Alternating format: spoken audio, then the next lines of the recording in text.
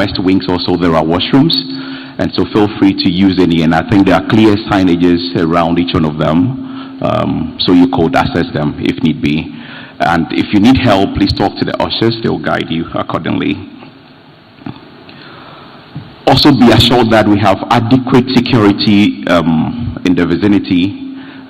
Ghana Police plus our internal security are adequately securing the place, so we are in a safe place, nothing to worry about.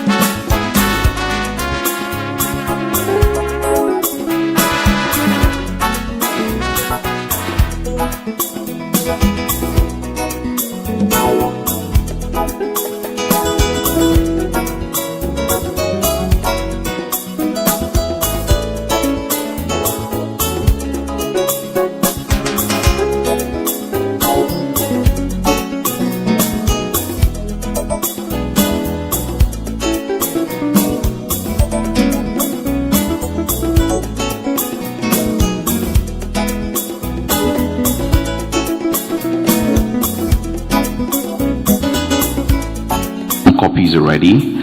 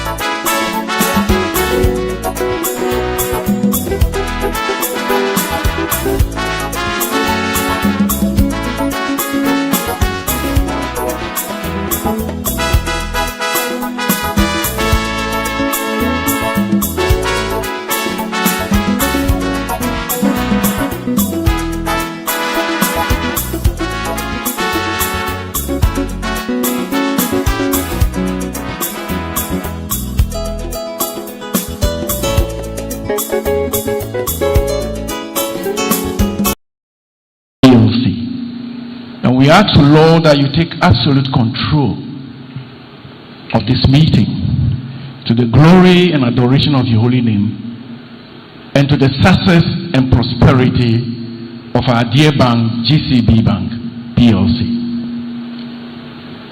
Heavenly Father, we ask that you grant the chairman, the board of directors, management, and all of us seated here the spirit of wisdom, the spirit of understanding, the spirit of counsel and innovation, that we will all work together for the success, for the sustainability, for the transparency, for the accountability, and for the profitability of our dear bank. Sovereign Lord, as humans as we are, we can do nothing on our own accord, for without you, nothing can be done. We ask, Lord, that you do it for the bank and for all of us here, so that all and sundry will see and know and consider and understand that it is the hand of the Lord that has done it. We thank you in the precious name of Jesus Christ, our Lord, Master, and Savior. Shall all of us say amen? Amen. Thank you, Mr. Ashong, I believe, for that powerful prayer. Ladies and gentlemen, it's my singular honor this moment to turn to Chairman of the Board, Professor Joshua Alabi, to superintend over proceedings of this meeting. Professor Alabi, over to you, Prof. Thank you very much, and good morning to all of us. Ladies and gentlemen, it is my pleasure to welcome you to the 32nd Annual General Meeting of GCB Bank PLC, which I now declare open. The quorum required under Section 74 of the company's constitution has been duly secured. I'll take this opportunity to introduce myself and other directors of the bank present at this meeting. I have with me Mr. Farhan Al-Hassan, the Managing Director of the bank. Mr. Socrates Afram, the Chief Finance Officer. Mr. Abdul Salam Al-Hassan, Executive Director and Investment Banking, whose appointment will be tabled before shareholders for ratification during the proceedings. Dr. Alhaji Yahya Abdul Rahman, Non-Executive Director. Ms. Pabila Siram Adu, Non-Executive Director. Mr. Frederick Emisa, Non-Executive Director. Mr. John Colin Villas, Non-Executive Director. Dr. Nana Ama Aju, Independent Non-Executive Director. Mr. Alexander Agambila Awini, Independent Non-Executive Director. Dr. Abdullah Al-Hassan, Independent Non-Executive Director. Dr. Nene Adams Kole Asafote, Independent Non-Executive Director. We also have the Company Secretary, Ms. Ama A. Kusiabo, and our external auditors, Mrs. PricewaterhouseCoopers, PwC, to confirm the auditor's opinion on the account of the bank for the year 2025. I am Professor Joshua Alabi, Board Chairman of your bank. You clap for me.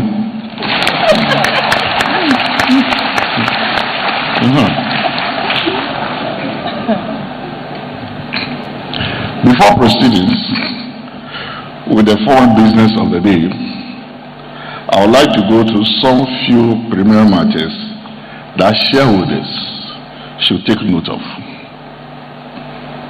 The bank has created an AGM portal, a platform that gives shareholders relevant information on the AGM, which includes the following among others: notice of the annual general meeting, 2025 annual report, proxy form for shareholders, guidelines on how to vote and comment. We are encouraging shareholders to participate online by logging on to www.gcbbankagm.com and type in your unique token to access the meeting online. Please use the chat box interface to make your submission or comments, if any. Your questions will be sent to the Shareholder Rights Manager, SRM, who will facilitate the messages between shareholders and the board panel. The registrar and the support team are available online to assist shareholders. Shareholders can make use of the chat room features and vote button on the broadcasting to participate in the meeting successfully. There will be an opportunity to ask questions on each resolution or motion, after which the motion will be put to the meeting for voting. All questions and recommendations in respect of the agenda and shareholders' concern can be routed through the chat box at the right bottom of the broadcast stream for the board and management to address them. In the unlikely event that your question is not answered directly, the bank will post the answers on its website. Those physically present can mount the podium and proceed with their questions or comments. The notice of the meeting is on page 4 to 7 of the annual report. We will call upon the company secretary to read out the notice of meeting. Thank you, Mr. Chairman. Thank you, Mr. Chairman. Notice of the 32nd Annual General Meeting. Notice is hereby given that the 32nd Annual General Meeting of Shareholders of GCB Bank PLC will be held in person at the University of Professional Studies, ACCRA, UPSA Auditorium, and virtually by live streaming via www.gcbbankagm.com, the bank's official social media handles, Facebook and YouTube pages, and GTV on Friday, 17th April 2026 at 11 a.m. to transact the following business. Ordinary business as ordinary resolutions. 1. Annual reports and financial statements. To receive and consider the financial statements of the bank for the year ended 31st December 2025, together with the reports of the directors and auditors thereon. 2. Re-election of directors retiring by rotation. To re-elect following directors retiring by rotations: Professor Joshua Alabi. 2. Dr. Alhaji Yahaya Abdurrahman. And 3. Ms. Pamela Seyram Ado. And the third resolution will be ratification of appointment. To ratify the appointment of Mr. Abdusalam Al-Hassan as an executive director in charge of wholesale and investment banking. 4. Directors' remuneration. To ratify the payment of excess remuneration for directors above budget as set out in the accounts for the year ended 31st December 2025, and also to approve the remuneration of directors for the financial year for 2026. 5. Remuneration of external auditors. To authorize the Board of Directors of GCB Bank PLC to determine the remuneration of the external auditors PwC for the financial year ending 31st December 2026. 6. A waiver of requisite notice period in respect of dividend declaration. So to waive the 21-day notice period required for the resolution to declare dividend for the year ended 31st December 2025. And the last resolution will be the dividend declaration. So to approve the final dividend payment of 1 CD per share for the financial year 2025 as recommended by the directors and approved by Bank of Ghana. Note that voting by members on the meeting day shall be done strictly via online. Amended notice dated this 13th day of April 2026 by order of the board, signed Ama Ajiman Kusiapel, Company Secretary. Thank you, Mr. Chairman.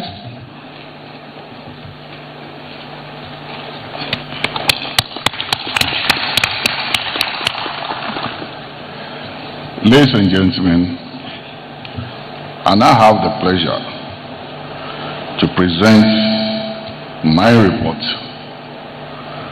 which can be found on pages 37 to 39 of the annual report.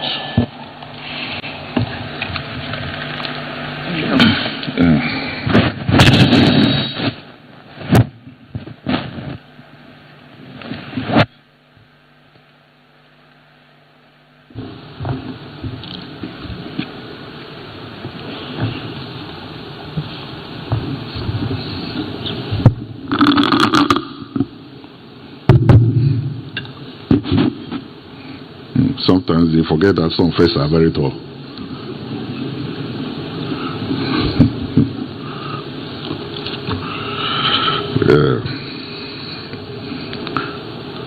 Very beautiful people here. That's good for all of us. Dear shareholders, distinguished guests, ladies and gentlemen,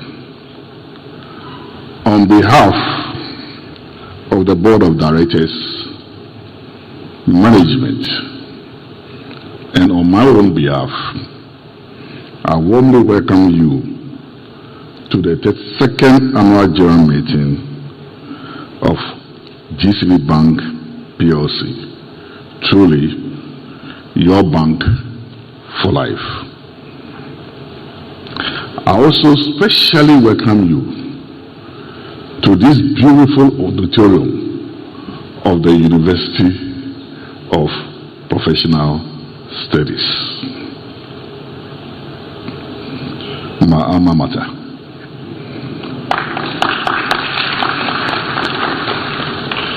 Ladies and gentlemen, at the annual general meeting of our bank a year ago, in my maiden address as chairman, I began with a simple but firm assurance that your bank, our bank, the People's Bank, was in safe hands. I told you that last year. That meeting marked my first attendance as chairman of this great institution. Today, as I stand before you again to account for the bank's performance over the past year, I wish to begin by expressing my sincere appreciation for the confidence, cooperation, and support you have extended to the board and management during the period under review. I am therefore pleased to reaffirm to all stakeholders that GCB Bank PLC remains in very, very safe hands.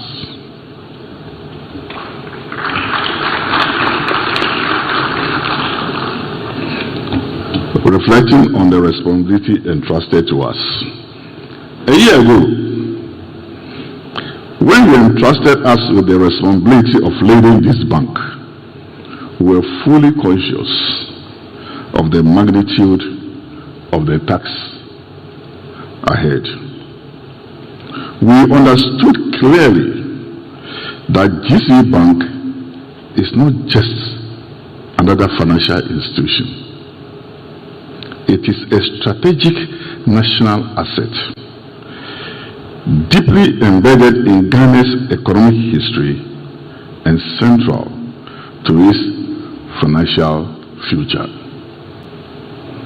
We also recognized that the bank possesses significant untapped potential that, if carefully harnessed, could unlock tremendous value for shareholders, customers, and the broader Ghanaian economy. From the very beginning, my message to management and to the various board committees was clear and consistent. Unlock the immense potential of this bank. Unlock it for our shareholders. Unlock it for our customers, and unlock it for our country. This philosophy has guided the work of the board over the past year and has shaped the medium-term strategic direction of the bank. Having spent the past year examining the institution entrusted to us, I must say that we feel both proud and humbled to lead the affairs of this great bank. Now, positioning GCB for the future. Ladies and gentlemen, over the past year, the board and management have taken deliberate and decisive steps to position GCB as a future-ready bank, one that is aligned with the rapidly evolving expectations of today's banking customers. Working closely with management, we have undertaken a number of important initiatives. We have restructured key departments and operational functions to ensure that they are fully fit for purpose. We have streamlined several internal processes in order to improve efficiency and responsiveness. We have placed technology at the very center of our operations, recognizing that the future of banking will be defined by digital capability and innovation. And importantly, we have made people development and cultural transformation central pillars of our strategy. Objectives. To position GCB Bank as the preferred banking partner for business and individuals across Ghana and beyond, our ambition is also clear, very, very clear. We intend to become the undisputed leader in the banking sector.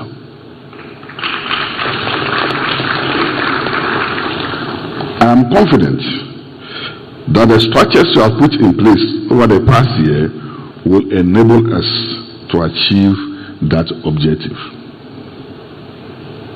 It is therefore particularly gratifying that even during this period of transition and restructuring, the bank has delivered strong and impressive results. Dear shareholders, I am pleased to report that GCB Group delivered a resilient and commanding performance in 2025.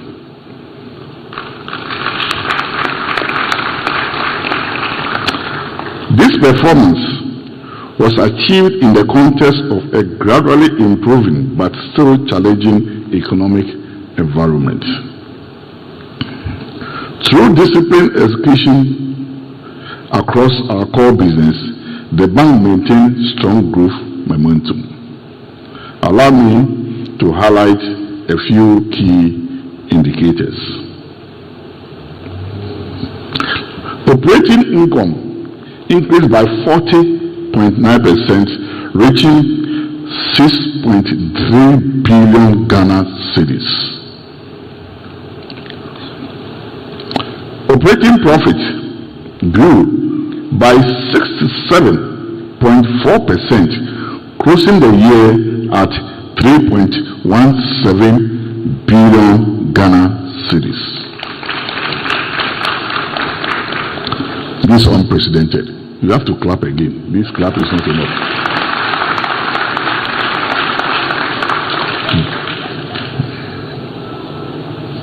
Total asset increased by 23%, reaching 52.6 billion Ghana cedis, supported by strong growth in our lending and investment portfolio.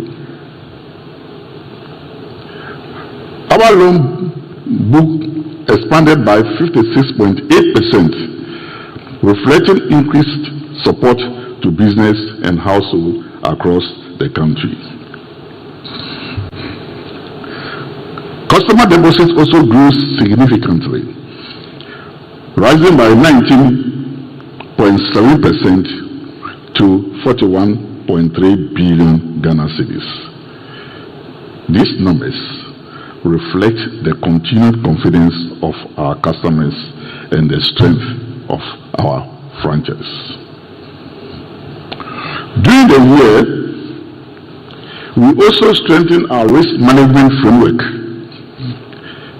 improved risk awareness, and enhanced monitoring systems, helped reduce our non-performing loan ratio to 10.3%, bringing us very close to the regulatory benchmark. The bank capital position remains strong and resilient. Our capital adequacy ratio stood at 18%, while our equity to asset ratio was 104%. Liquidity levels also remain very, very robust.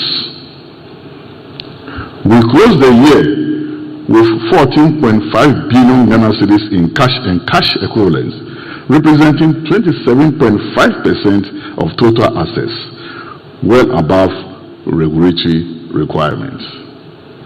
These indicators demonstrate that GCB Bank remains well capitalized, well managed, and well positioned for future growth.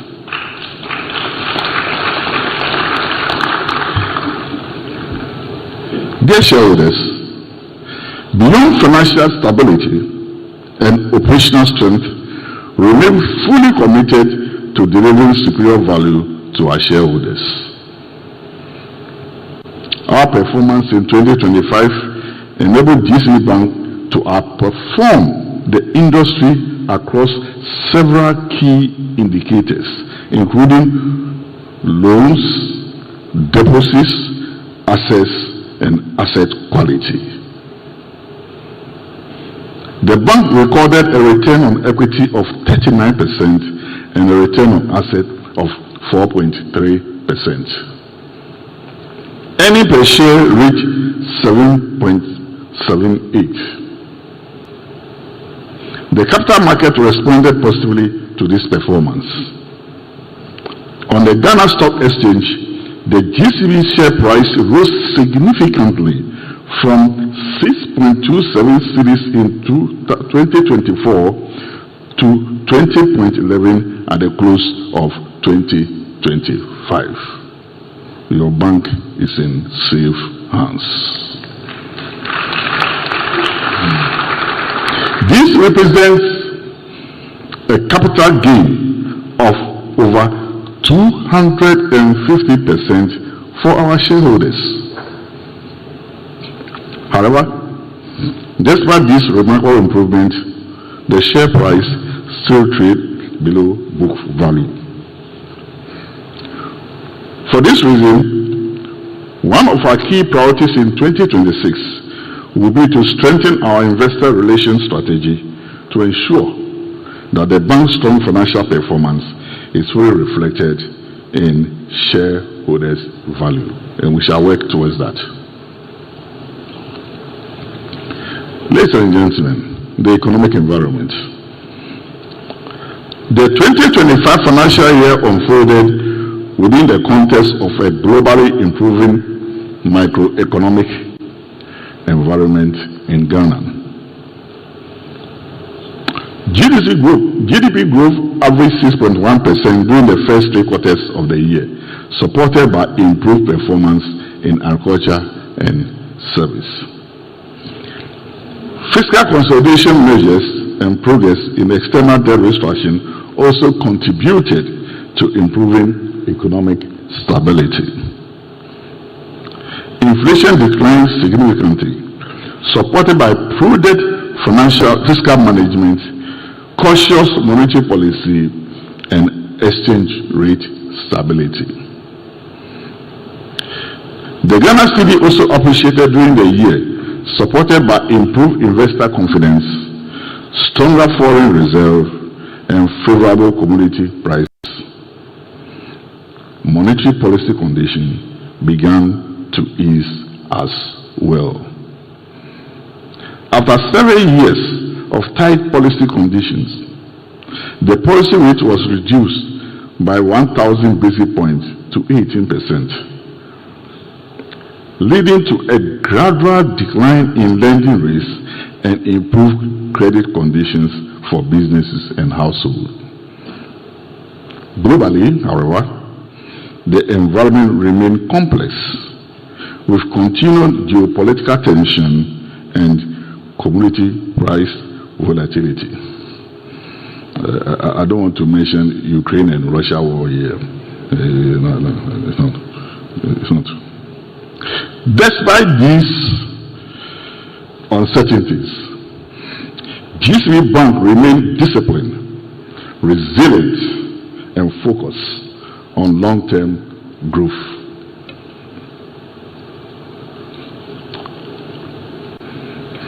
The Ghanaian banking sector also continued its gradual recovery in 2025.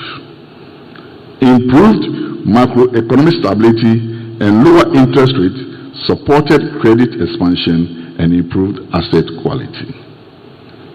Industry non-performing loans declined to 18.9% compared with 21.8% the previous year. Deposit, credit rate, and total assets all expanded across the sector. Looking ahead, however, the banking industry must adapt to several major global trends, including digital transformation, cyber security and operational resilience, data-driven credit and risk models, and sustainable finance. But I am pleased to know that GCB Bank's strategic direction already incorporates these emerging priorities. We think ahead. Corporate social responsibility. Ladies and gentlemen, as a bank with deep national roots, we remain committed to supporting the communities in which we operate. During the 2025 financial year, the bank invested 10.1 million Ghana cedis in corporate social responsibility initiatives. Our CSR activities focus on 5 key areas: education, health, community development, environmental sustainability and economic empowerment, and sports and youth development. Education and community development together accounted for over 3/4 of our CSR expenditure, reflecting our commitment to long-term social development. Now, our strategic focus for 2026. As we look ahead, our strategy remains anchored on 3 core pillars: customer centricity, digital transformation, and people and culture. Our priorities for 2026 will therefore include enhancing customer experience through digital onboarding and improved service delivery, strengthening the GCB brand through branch modernization and greater market visibility, investing in our people through leadership development and future skills training, and diversifying our revenue base by expanding our presence in corporate and business banking while introducing new products and services. Through these initiatives, we aim to build a bank that is more agile, more innovative, and more competitive in the years ahead. Appreciation. Dear shareholders, on behalf of the Board of Directors, I would like to express our sincere appreciation to you, our loyal customers, for their continued trust. Management and staff for their dedication and hard work. In fact, this year we really pushed them. And I must thank you. Clap for the management. They were really pushed. But that's how it's supposed to be. So don't be angry at the board. We have to report to the shareholders. So thank you very much, management, for your good work. My fellow board members, for their wise counsel and commitment. Our regulators, for their steady guidance. And most importantly, you, our shareholders, for the confidence you continue to place in this institution, even in the time of difficulty. In fact, clap for the shareholders. In fact, last year was not too good. We had a series of meetings with them, but finally we are there. Dividends. Ladies and gentlemen, last year, the regulatory authorities did not approve our proposed dividend. This was disappointing, not only for you,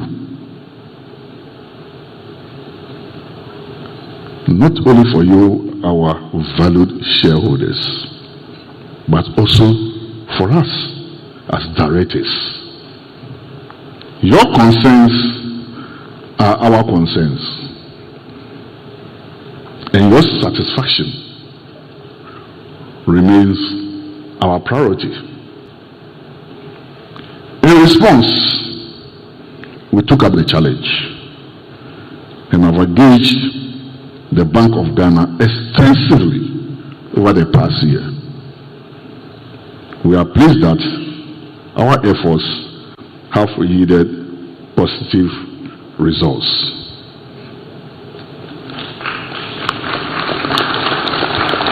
I am delighted to announce that the Bank of Ghana has granted approval for the payment of dividend for the year 2025 financial year.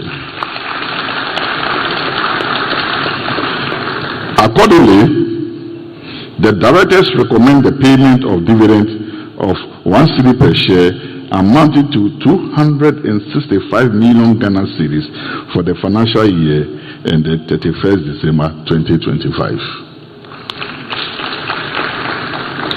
We also thank the Bank of Ghana for their understanding and support. Clap for them. We have to thank them. Because we don't know, tomorrow we may go there again. So let them hear that we are clapping for them.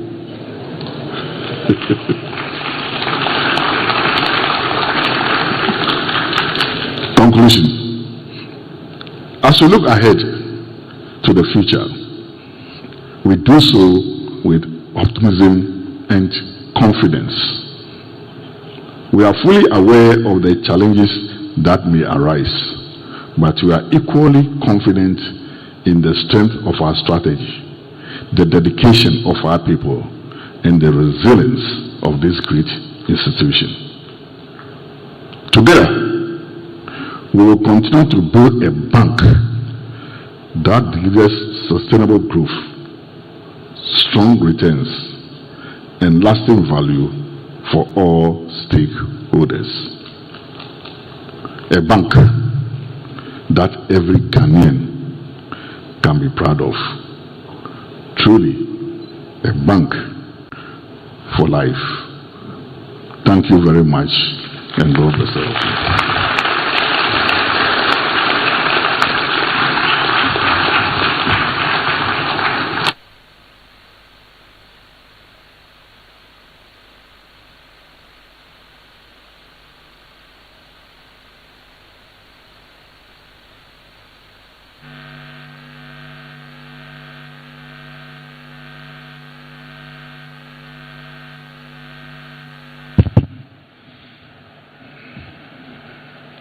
Okay, I am back.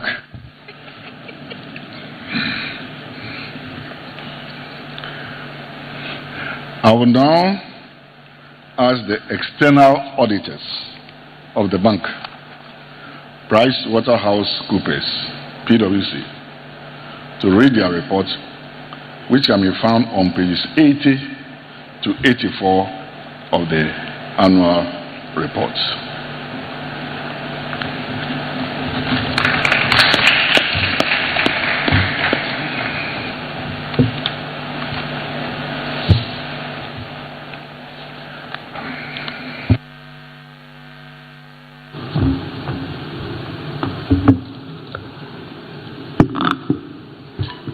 Thank you, Mr. Chairman. Independent auditors report to members of GCB Bank. Report on the audit of the financial statement. Our opinion. In our opinion, the accompanying financial statement give a true and fair view of the financial position of GCB Bank and its subsidiaries, together the group, as at 31st December 2025, and of its financial performance and cash flows for the bank standing alone and the group for the year ended in accordance with International Financial Reporting Standard issued by the International Accounting Standard Board and adopted by the Institute of Chartered Accountants Ghana, and in the manner required by the Companies Act 2019 at 992 and the Banks and Specialized Deposit Taking Institution Act 2016 at 390. What we have audited. We have audited the financial statement of GCB PLC and the subsidiaries for the year ended 31st December 2025. The financial statement comprise the separate and consolidated financial position as at 31st December 2025, the separate and consolidated statement of profit and loss and other comprehensive income for the year then ended, the separate and consolidated statement of changes in equity for the year then ended, the separate and consolidated statement of cash flows for the year then ended, and the note to the separate and consolidated financial statement comprising a summary of material accounting policy information and other explanatory information. Mr. Chair, the basis of our opinion, we conducted our audit in accordance with international standard on auditing. Our responsibilities under those standards are further described in the auditor's responsibility for the audit of the financial statement section of our report. We believe that the audit evidence we have obtained is sufficient and appropriate to provide a basis for our opinion. Independent. Mr. Chair, the firm PwC and the audit team that has worked on this assignment are independent of the bank and all other related entities in accordance with all applicable regulations. Key audit matter. As a listed entity, Mr. Chair, we are required to include key audit matter in our report. This is usually areas of professional judgment, estimate that the auditing standard sectors, and believe the auditor and the auditee would have spent considerable time concluding on. Not surprisingly, we've settled on the significant risk on your books as a bank, which is a credit risk in your loan portfolio, as a key significant audit matter. Continuing with our report, Mr. Chair, other information that are associated with the financial statement in the annual report, where our ask was to ensure that there are no inconsistencies noted with all those information to the financial statement we have audited. We do confirm no such inconsistencies were noted.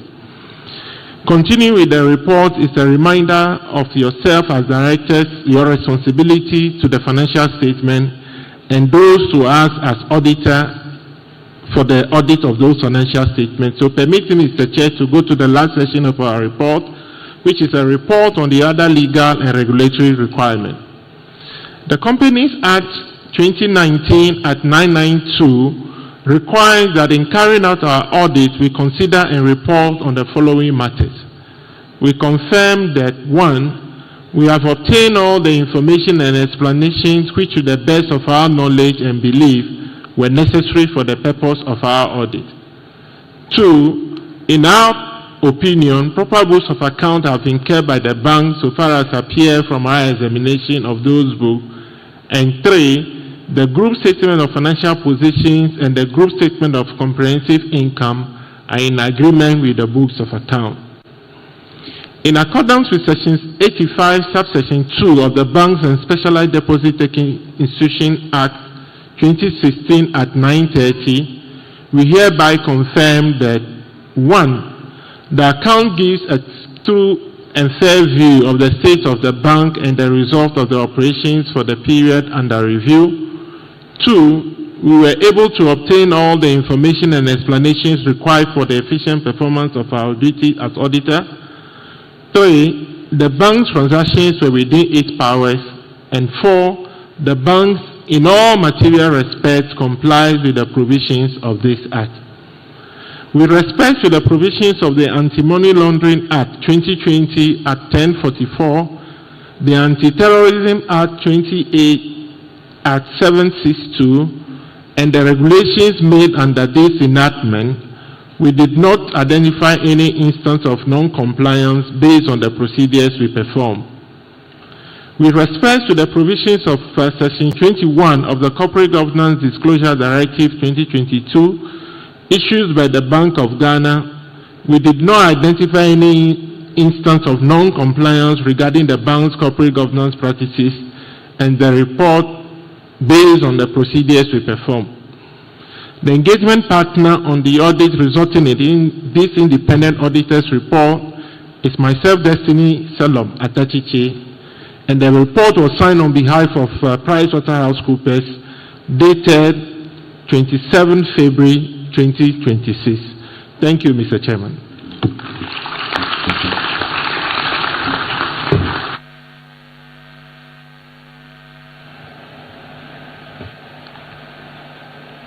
Thank you,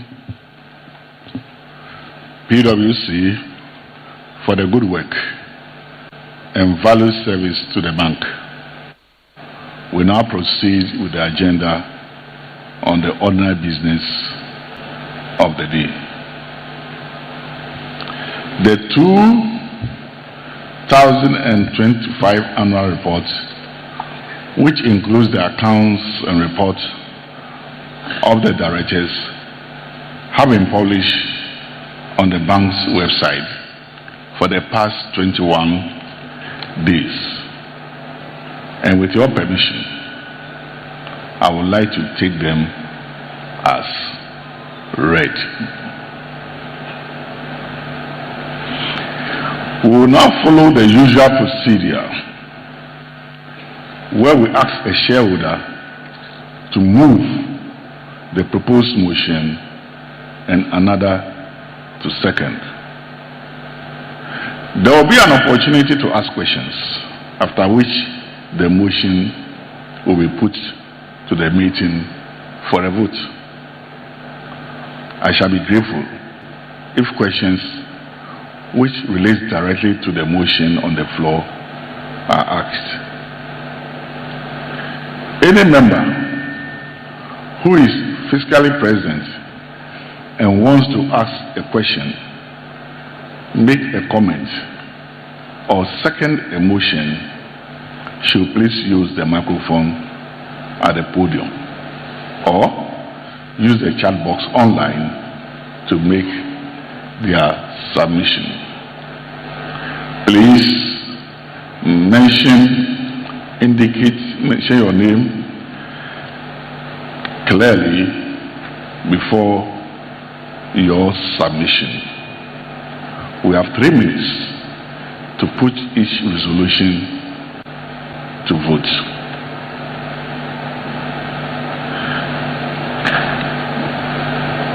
I hope you are clear. I hope you are clear. I now call on the representative from the Corporate Affairs to explain the voting process to shareholders.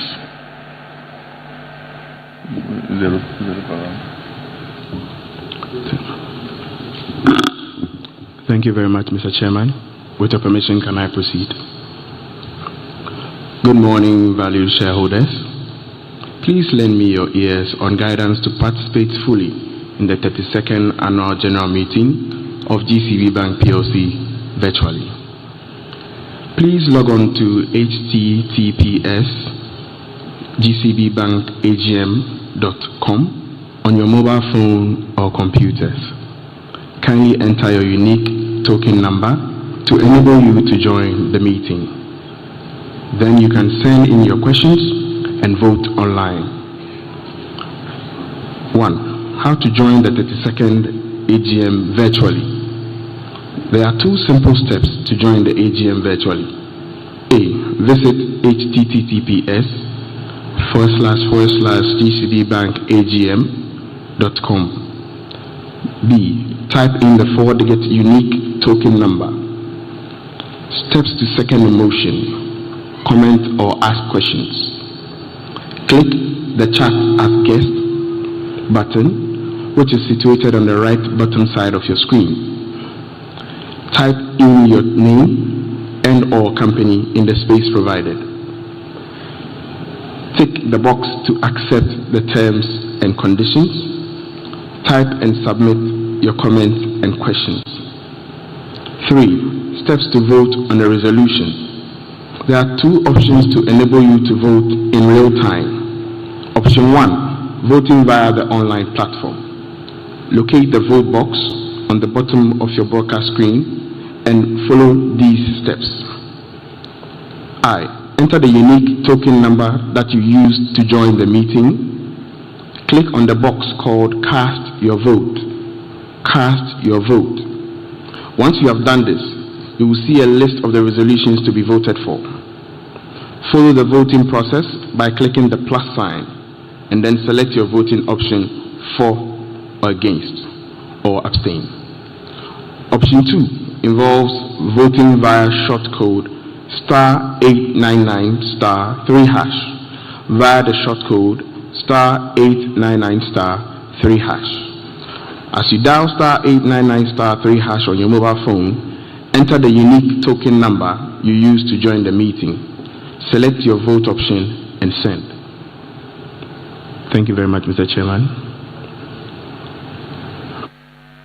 Thank you, the Rep. The first, that is Resolution 1. The first item on the agenda is to receive and adopt the financial statement of the bank for the year ended 31st December 2025, together with the reports of the directors and auditors thereof. I hereby propose that the financial statement for the year ended 31st December 2025 and the report of the directors and auditors thereon be received and adopted. Will a shareholder please move the motion?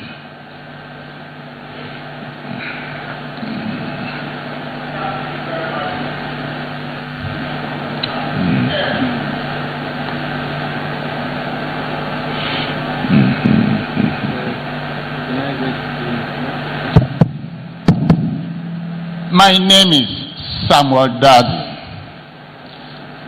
I'm a shareholder of this reputable company.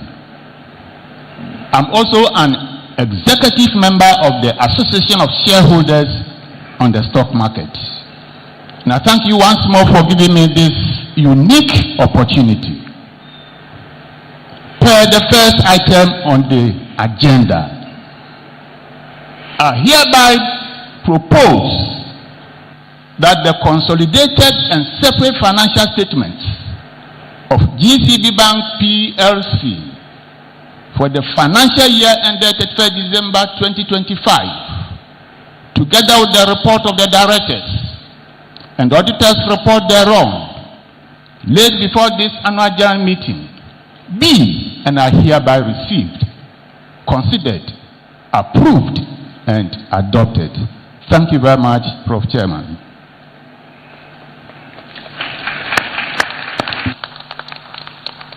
Thank you. Can a shareholder please second the motion? My name is Manfred Nkansa, the shareholder and a member of the association. I second the motion. Thank you very much. Are there any comments before the motion is put to the meeting for voting?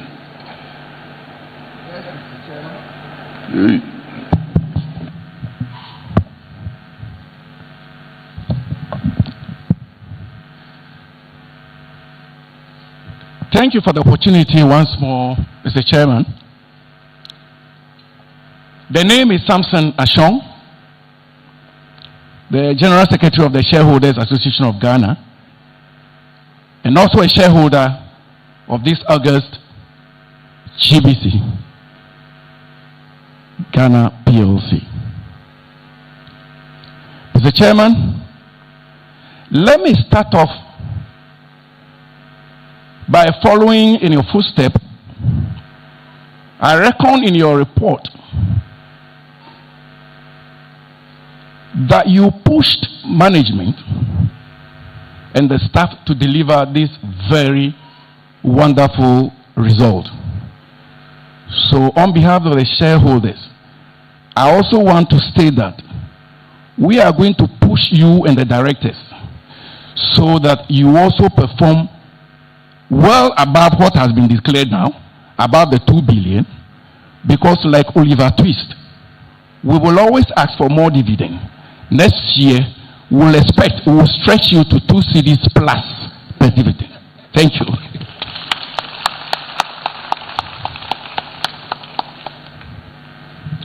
Mr. Chairman, there is no gainsaying the fact that you have really performed very well. In fact, so excellently, to be precise. I will not bore members by coming out with the figures because you have already announced them. But all I can say is that the 2 billion is really appreciated. But then that means, Mr. Chairman, that is going to be the benchmark. So you are now going to go above that. And so, great job for you to do. However, there are a few comments that I have to make, especially on the non-performing ratio. You really did well, moving it from 15.1% to 10.3%. But I'll also urge you just to make sure that you bring it down further to 10% and below. Because as we are all aware, the new regulation from the BOG is that for dividends to be paid from 2027 onwards, one will need to have the percentage to be 10% or below before approval can be given for a dividend. And we are so concerned about that. So we'll push you to be able to maintain that, Mr. Chairman. Now let me come to the capital adequacy ratio. You have done well. A level of 18% is fine.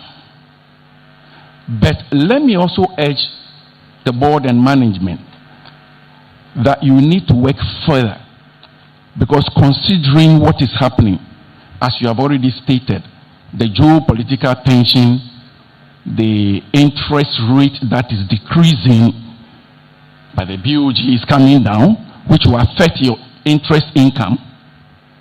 We need to work hard so we can have a higher percentage of that.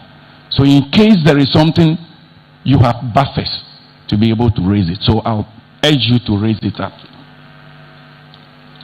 Mr. Chairman, on digital innovation, I think that is the order of the day, and you have performed very well, creditably there. In fact, I'm sure that this also contributed to the good performance that you did.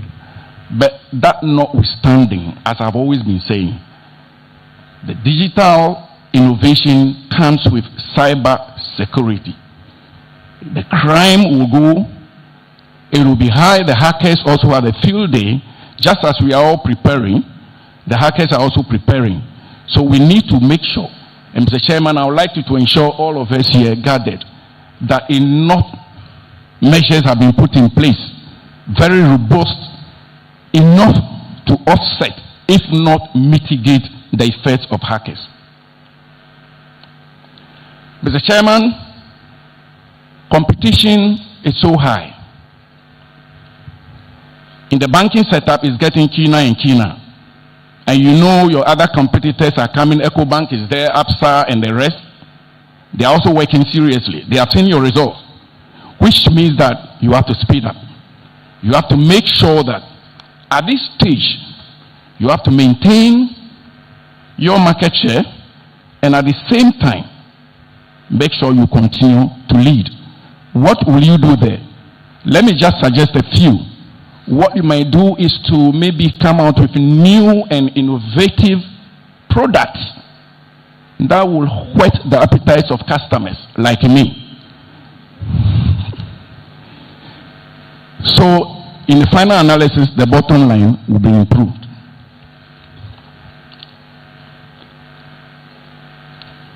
Mr. Chairman, I have gone through your evaluation, both the internal and the external evaluation. That is very good.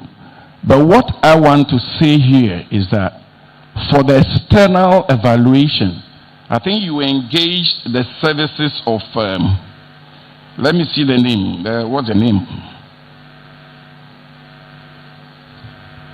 Well, there's a name here. And then what I want to say is that you may not need to go all that far because I don't know how much is involved. But what you can also do is that, let me suggest, the Institute of Directors are also there. You can also use them as well as the past, immediate past, or whatever, the past auditors can also be used to do the assessment when it comes to the external aspect of it. Why am I saying this? I am saying this so we can really be able to maybe look at the cost aspect. I don't know how much is involved in it. So let's look at other options that will bring down the cost, because in the final analysis, the shareholder is looking for an improved bottom line and then a higher dividend. Thank you, Mr. Chairman. I'll come back on part 2.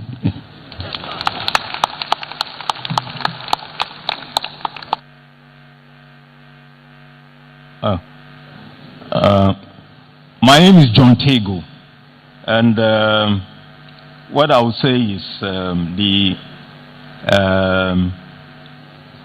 this 2025 performance, like somebody would say, is tour de force performance. That is brilliantly brilliant. And what I want to also emphasize is a good story is not told when there are no competitive analysis. And what I want to do is to pick EcoBank performance. You know, they have been the leader since 2012 when they acquired the Trust Bank. And for 13 solid years, they have been the leaders in the banking sector. So the analysis that I want to do is based on premise on total assets, deposits, loans, profitability, revenue, and shareholders fund. And from all these analysis, you realize that in 2025, GCB has actually actualized what your vision statement, which is to be the leading bank in all markets. You've really actualized it. And I'll prove it with this data. If you pick total assets, for instance, 52.6 against EcoBank, 47.3. You pick deposits, 41.3 against EcoBank, 36.2 billion. Loans, 16 billion against 13.1 EcoBank. Then profit before taxation, 3.1 billion against EcoBank 3 billion. Then income, 6.3 billion against EcoBank 4.9 billion. So if you pick the percentage that we outperform EcoBank. If you pick total assets, for instance, we outperform them by 11.2%. Deposits, we outperform them by 14%. Loans, we outperform them by 22%. Profit, we outperform them by 4.7%. But when we come to shareholders fund, they outperform us by 15.1%. Then let's talk about market share. I've done the market share calculation based on these key components, 6 key components. And the market share, as of last year, EcoBank was 14.3 market share. But this year, EcoBank, we beat EcoBank. Ghana Commercial Bank, 14.4%. And EcoBank, 12.9%. So we are the leaders in the market. Then if you pick the capital appreciation, you said it already, but EcoBank beat us. Capital appreciation 215.7%. EcoBank was 284%. So this is an area of improvement that we have to look at it. Then if you look at the profit before taxation, the growth was 67%, which you said. EcoBank was 28%. Then if you pick total assets, the growth was 23% and EcoBank was 2.9%. So you can see the gap. Then if you pick, let me go to the germane banking ratios. And then let's pick cost to income ratio. Cost to income ratio, I mean, this is an area that you have to deal with. We scored the 47.2, EcoBank was 35.1. So we need to look at our cost optimization strategy. Then if you come to the capital adequacy ratio, we scored 18.2% as against EcoBank. EcoBank scored 21.48%. So this is another area of EcoBank scored 35%. 35%. So this is an area that we have to look at. Then if you check the league, we were positioned at 10 out of the 20 banks. So this is an area for improvement. Then the capital adequacy ratio 18.2, EcoBank was 21.48. So another area of improvement that we have to look at. Then return on equity, return 39%, EcoBank was 25%. So we did very well in terms of equity. Then return on assets, we did 4.3, EcoBank did 3.8. Non-performing loan ratio, we did 10.3, EcoBank did 17.9%. Then if you come to the net interest margin, we scored 14.4%, EcoBank 14.8. I mean, the difference is negligible. Then loan to assets ratio, we scored 30.47, EcoBank 27.8%. That means that we're giving more loans than to our total assets, if you look at it.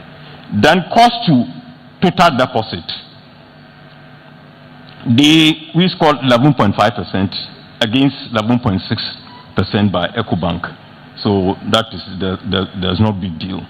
Then the next issue that I asked this thing last year, the performance of our subsidiaries. And if you read the document, nothing was highlighted. And I think it's important. We're talking about GCB Capital, then G Mobile, FinTech. Then we have also about 20% shares in Ghana International Bank. Then let's look at the going concern. It is critical. I mean, the wordsmithing of the going concern in the document is brilliant. But I think it's important for us to look at the quantitative aspect indicator by applying the ultimate Z-score, which would either give us maybe a safe zone, a gray zone, or distress zone. And I think it's important for us to be in the safe zone, which is more than 2.99%. That is between 2.6% to 2.99%. So it's critical for us to look at that.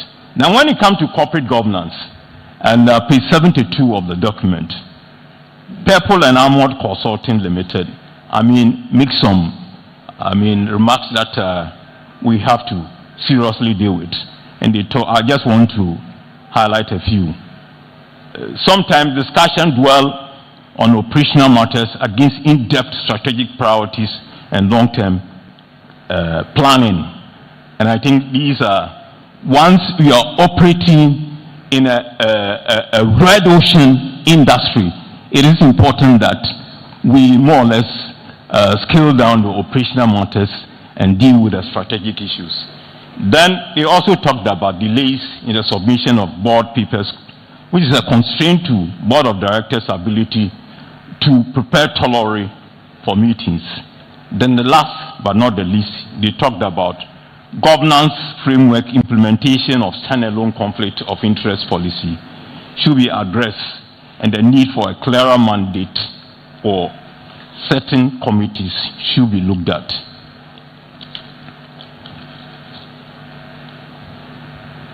Then in terms of human capital, it is important because that is the most essential resource. We were not told as to the staff morale, whether any staff satisfaction survey has been done to let us know the morale of this. But in all, to conclude, I'll say this is a stellar performance by the board, management, and staff, and we doff our hat and we give you 21 gun salute. Thank you very much. Excuse me, your name? John Tego. Okay, thank you very much. Thank you. Thank you, Chairman, for the opportunity. My name is Stephen Tekpeti. Stephen Tekpeti is my name, a shareholder. Chairman, thank you for the work you've done within the year. You've done well. But my concern is, looking at Ghana Commercial Bank, I believe by this time we should be making 4 billion profit, not 2 billion. Yes. So next year I'll come here and I'll come and tell you the sins of GCB. Maybe you understand why I'm saying this. But my main concern is about this page 33. On page 33, National Physical Stabilization Levy and Physical Sector Recovery Levy. Last year I asked the same question and I've come back today to ask what type of sickness is said that every year we are recovering and we've never recovered. Even Rwanda that went to civil war, they have recovered. But every year we are recovering something. What type of sickness is that?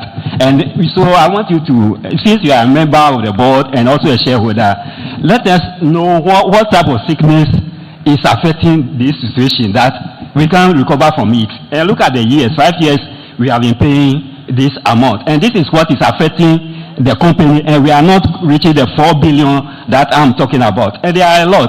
I'll come back part 2 when it is dividend time. Thank you very much. Bob Chairman, thank you for the opportunity. My name is Robert Tando, a shareholder and member of the Shareholders Association. Mr. Chairman, you agree with me that those of us who were born in the 40s, we were the first to come into contact with computers. The computers we came across, this whole room can contain only 4 computers, the IBM type. Now we have laptops and the rest, even your phone. Now, at the base of your notice, we stated that voting should be strictly online. The only things which make me go out is go to the ATM or to go to the banquet hall. So it's very difficult for me to grasp these modern gadgets and whatnot. But a whole lot of people will agree with me. Now, we are about more than 500 in this room. And I bet you, when it comes to voting, you will not get 250 people vote. So instead of stating categorically that everything should be online, can't it be a combination of online and physical, so that some of us also can take part in the voting? Thank you.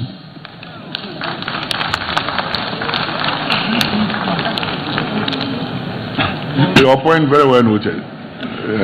Those of us born before computer. I'm one. Mr. Chairman, I want to bring this thing to your notice. My name is Samuel Adolfo Omeri. I'm a shareholder. Since I purchased these shares, I have not earned any dividend before. So I want to know the reason why it is so.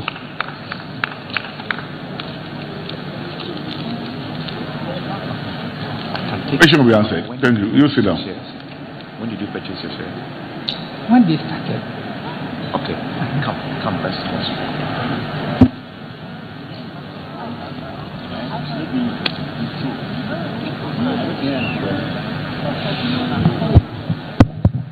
thank you very much.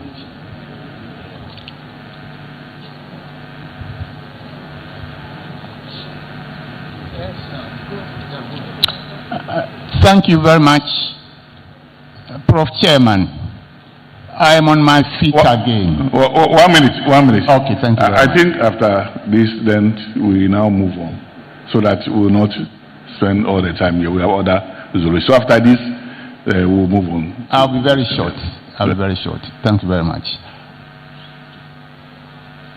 Now, let me also start by congratulating the board for performance in 2025. This year is under your watch, full year by the board for the first time. And the impressive results that are before us today has actually made me to now understand the capability, the potential of Ghana Commercial Bank. It has been a sleeping giant for several years. EcoBank came to Ghana 1990, Commercial Bank 1953. But it's never late than never. It's, what did they even say it? It is better late than never. Thank you very much. I'm impressed with their performance. And I've seen all the indicators. You are now the leader in the industry. The way I see things, there's not going to be any bank that can chase you and then get any of the numbers that you have achieved so far. It is the workers that have really done the job. They are the very people who have done this very job. And I also congratulate them very much. My worry here is that training for the workers during the year reduced significantly. Training reduced significantly. And that, quite apart from that, I'm sure they've been able to discharge, even though they did not receive much training, they've been able to discharge their duties very well. Going forward, you should expose them to a lot of training. Without it, it will be very difficult for them to go ahead. Thank you very much. Thank you very much. Thank you very much. I see one here, and after you, that is, so you could be brief, okay? Mr. Chairman, I'm Prince DeGrant Brempong, a shareholder. I want to applaud the board and the Bank of Ghana for declaring dividend for this year. And also, I want to ask that when is the actual date for the payment of the dividend?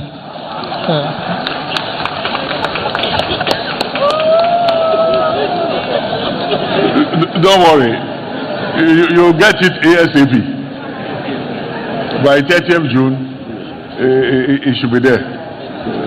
Don't worry.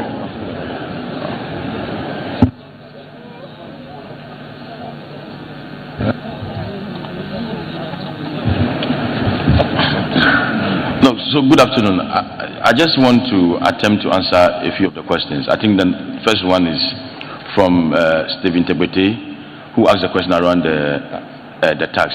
The stabilization levy is a statutory levy. It has nothing to do with the bank. It's a government of Ghana statutory levy that all banks are charged. So we don't have any control over it. It's a tax, so we have to pay that tax. It's all I want to say in that regard. There is some very good suggestions around our ability to compete with competition. I have maintained that competition is not who we are looking at. We are looking after our customers. Once we look after our customers very well, the outcomes would be favorable as they have become in 2025. We didn't set out to beat EcoBank or any other bank. What we set out to do was to deliver superior value for our customers, to ensure that we are Ghana's preferred financial institutions. That is what we continue to do. And I believe whilst we do that, the efficiency ratios that you've all spoken about will also get improved. On the shareholder value, EcoBank has been bigger than us all these while. So obviously the shareholder fund would always be bigger. We are catching up. And I can assure you that with the support that we get from the board, management is poised to continue to be the leading bank in this country. The other question that came up was why dividends have not been paid over the years. I think we are all aware, but I just want to clarify that dividends are paid when the bank does very, very well. Over the past couple of years, we know what happened under the DEP. The resultant outcome was that the bank wasn't doing too well. We were below our capital adequacy ratio. BOG had to come in to give some reliefs. So because we're not doing too well, we could not pay dividend, which is why Professor Chairman said that last year when we did well, it was so painful that we could not distribute the earnings adequately for shareholders. I think that's why he's also excited that once we've done very well this year, we are paying dividends. By the grace of God, this will continue for the rest of our existence as GCB Bank. We'll continue to do very well, and when we do very well, we'll continue to distribute the earnings. I think those are the preliminary comments I would want to make, but thank you very much. Okay. There be no further comments. I declare voting open for shareholders to vote. We have 3 minutes to vote per resolution.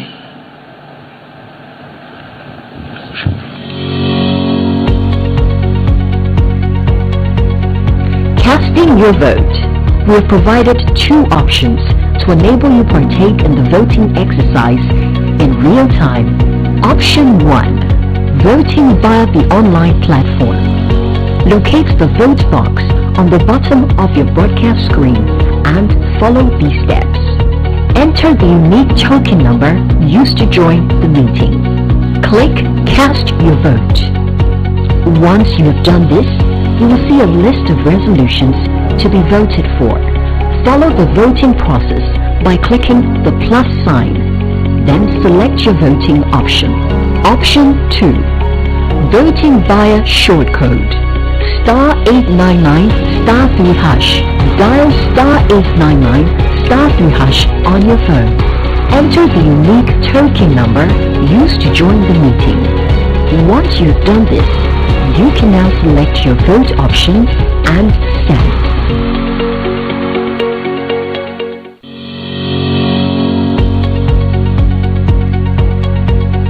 Casting your vote.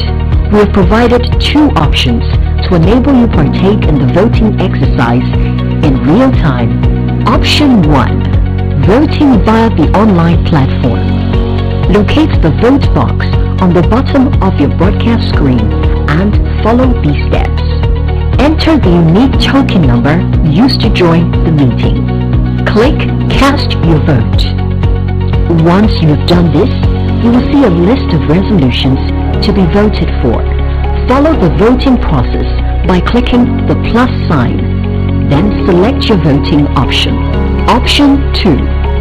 Voting via shortcode. *899 *3#. Dial *899 *3# on your phone. Enter the unique token number used to join the meeting. Once you have done this, you can now select your vote option and send.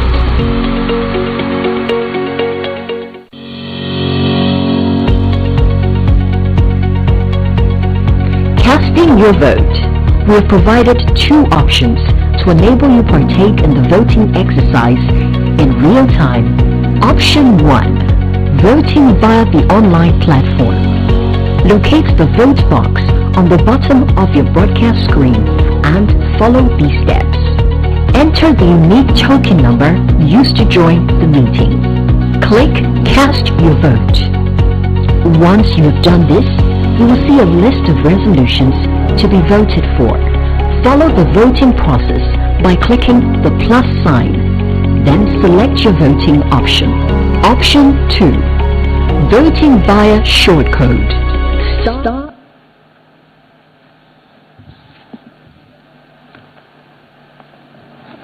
All right. So, Mr. Chairman, the results are in. We have 99.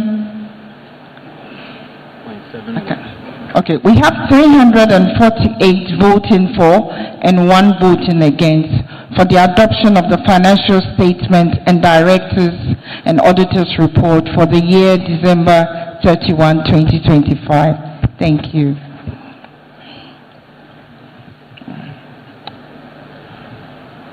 I declare the motion carried. Thank you very much.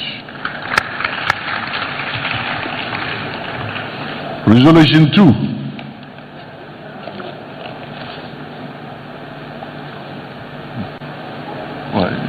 Please, can somebody assist?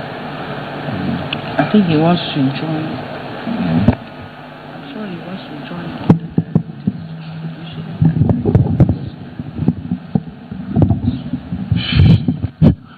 Mr. Chairman, okay, permit me to be in my seat to talk to the whole place.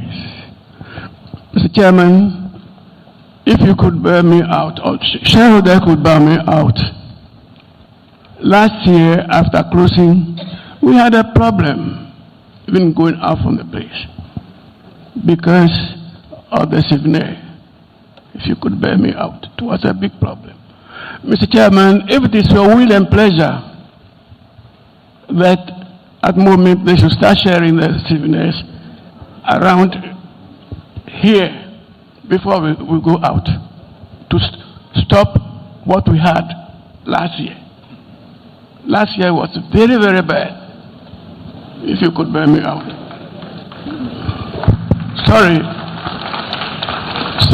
my name is George, the president of the Association of Shareholders on the Stock Market. Thank you very much.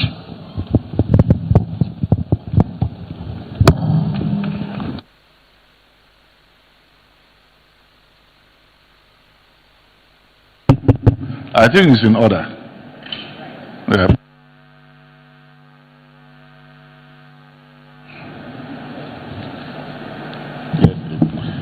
Resolution 2, please, let's. Yes, thank you, Mr. Chairman. I've seen the resolution 2 talking about some of you retiring by what? Rotation.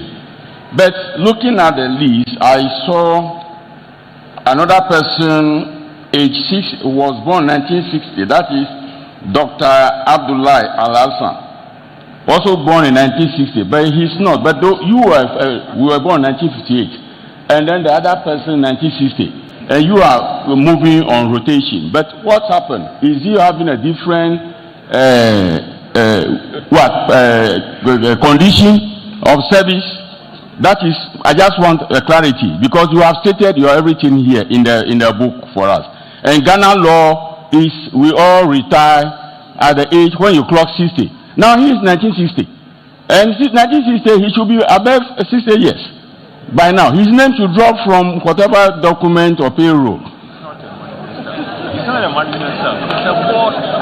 No, I just want a clarity on that one. That is it. Because if somebody is 1958 and is retiring by rotation, and then somebody 1960 also going by rotation, then what happened to that man also who is 1960? But so explain to me, that's all. And then also the excess remuneration, that one to let it be clear so that we just make it quick and go. Thank you. So I'd like to take the question on the age of the non-executive director. All right. So what it is that these men have the skill and the capacity, and they are vetted by BOG, so it is not limited in age. So it is not like an executive director position, whereby, or an ESCO member, or a senior management, whereby when you are 60, you go on retirement. But these men, even after retirement, are brought to the bank to help us with their expertise and the capabilities that they have to steer the affairs of the bank. As you can see, with this spectacular performance that we did in 2025. I hope my response helps you. Thank you. Just before you come in, just to clarify, the statutory retirement age is not applicable to those on the boards of institutions. So the 60 years that you spoke about is not applicable to people on the board. It is only applicable to, if you like, management staff. So the reason why they are retiring is in accordance with the corporate governance directives again, that when we come to you, they have to retire and then we represent them for you to propose for them to go back onto the board based on their performance. So what we are doing is just per the governance procedure. But in terms of their age, the age is not a factor in consideration. And to the point that she made, they have actually gone through the Bank of Ghana vetting process, and the Bank of Ghana has found them fit and proper. They have found them to have the capacity to work in the roles that they are doing presently. But Socrates, who is the Chief Finance Officer, may also want to add a few things to it. But the clarity is that 60 years is not applicable to them, and not just those on GCB board, but across all boards. We are representing them to you for voting, because that is what the law says, that at any point in time, some directors must resign and they represent themselves for voting to be part of the board again. Thank you. He's not, I'm not talking about 60 years old. He is 65. He's even 66 years. Because he was born in 1960. That is what I'm inferring. I say that is what I'm trying to get clarity on. Yeah. The age doesn't matter, even if it's 70 years. Oh, that's what you're saying. Yes, the law says okay. That's what you are saying. Okay, kudos to you.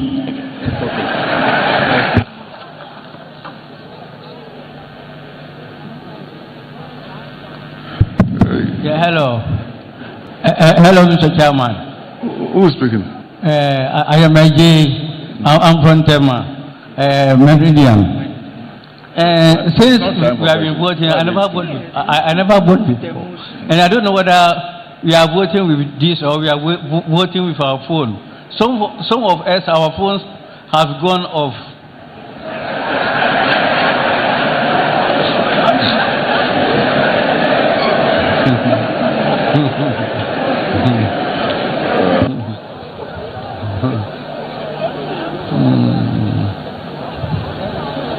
Sit down. Yes, sir. Yes. That is why we normally give all the relevant information before we come. And if we are to go by this, we may not finish this AGM. Yes, we came out over 21 days ago with all the rules and everything. So we'll proceed. Resolution 2. The next on the agenda is to re-elect the following directors retiring by rotation. In compliance with the section 325B and D of the Companies Act 2019, Act 992, 3 members of the board will retire by rotation but are eligible for re-election. The following 3 non-executive directors are retiring by rotation and being eligible have consented and are offering themselves for re-election. Can we please have the pictures of these directors projected for our shareholders viewing? One is Professor Joshua Alabi. 2 is Dr. Alhaji Yaya Abdurrahman. And 3, Ms. Pamela Serem Adu. The profile can be found on pages 10, 13, and 14 of the annual reports.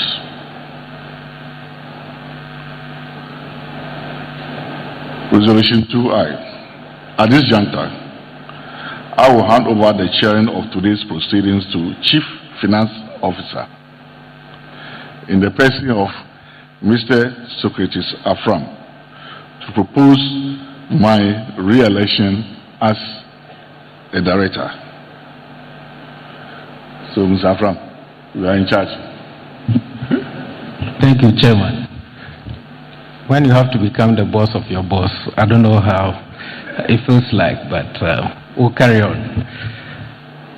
Dear shareholders, with your permission, I hereby propose for re-election Professor Joshua Alabi, who is retiring by rotation and being eligible and has consented to and is offering himself for re-election to the AGM for consideration. Please, can we have his picture for shareholders to see? Thank you. Professor Alabi's profile can be found on page 10 of the annual report. So those of us with the document, please refer to his profile. Will a shareholder kindly move the motion for Prof's re-election? Mr. Chairman. Mr. Chairman.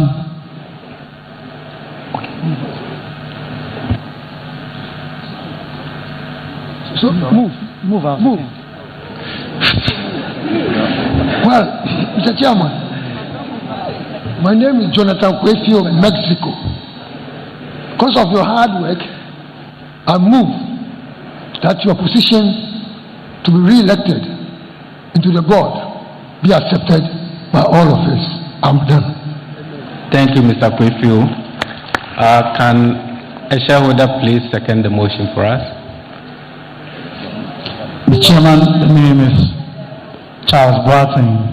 I do so second the motion. Mr. Chairman, having seconded with your kindest indulgence, I would want to say a big congratulations to the chairman of the board, Professor Joshua Alabi. I'm sure he's much connected to this environment, having taken this institution to where we all find it. Even though he has not been all through the entire journey, those of us alumni who experienced part of his exit know the yeoman's work he did for this particular institution. So having been back here, we feel highly elated. Those of us who are seeing UPS as it is today, this is the great man who had the vision and others came to continue. And I think that's important. As we find him here, we put this on record. Thank you, Professor Chairman. Professor Chairman, my challenge for GCB Bank, having such a spectacular performance, we met last year and we knew good tidings are yet to come. In Ghana, my cry has been that all the Ghanaian banks have not broken barriers yet. GCB some years ago used to be represented in some other countries. Now the Nigerian banks have taken over, competing with us. But there's no bank in Nigeria or say any other African country from Ghana. And so I want to find out what is on the table, at least that GCB Bank will break barriers and go to other African countries, if not begin with Nigeria, say any other one. I thank you. Thank you, Charles, for supporting the motion. Please, are there any comments, questions regarding Prof's re-election?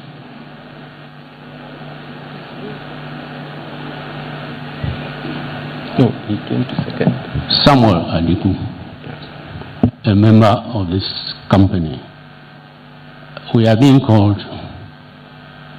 to re-elect directors who are retiring on rotation. Most of the time, I think people's profile or somebody's qualification doesn't make any contribution to his performance. We want results, not somebody's profile. So, a time should come, and now, that people should tell us why they want to remain in office based on their achievement. I'm talking about all people who are standing for re-election. Thank you very much. Thank you. Comments well noted. My name is Samuel Dazi. I'm a shareholder of this company. About the re-election is now the turn of Professor Joshua A. Alabi. In other words, right now he's fighting his own battle.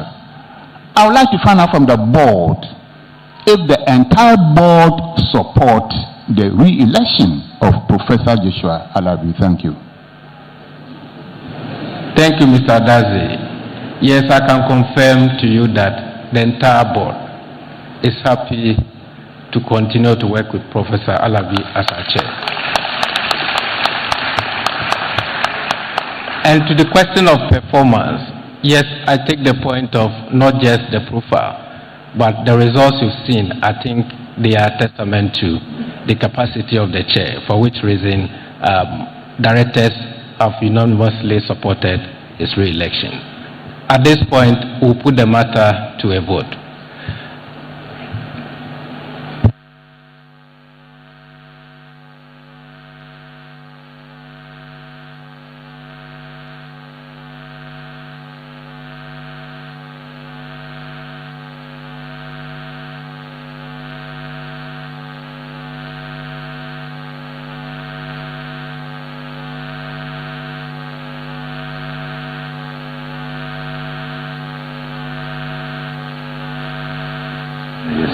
Voting has started, please.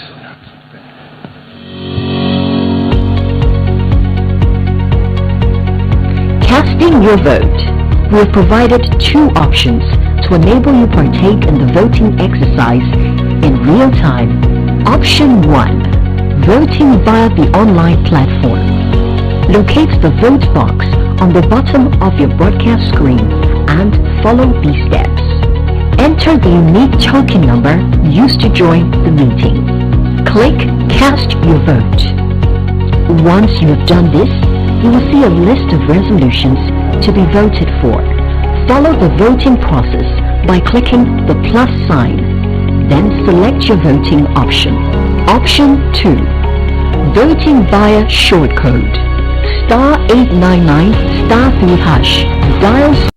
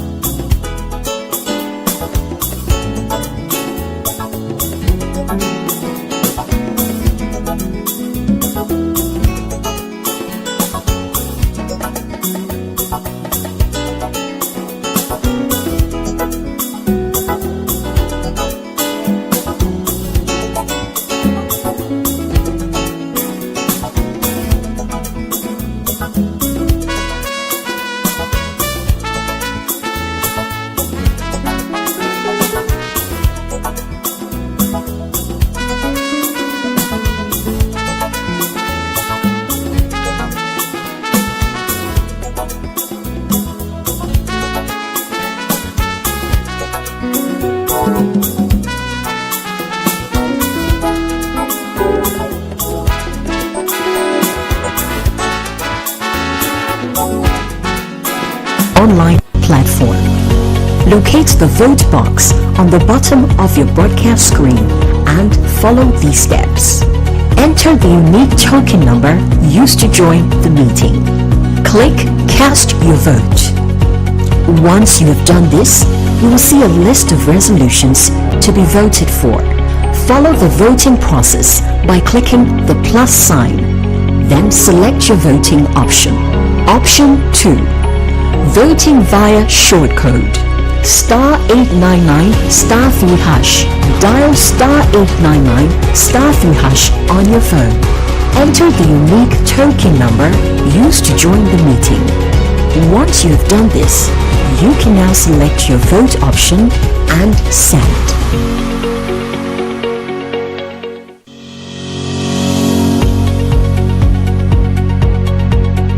Casting your vote.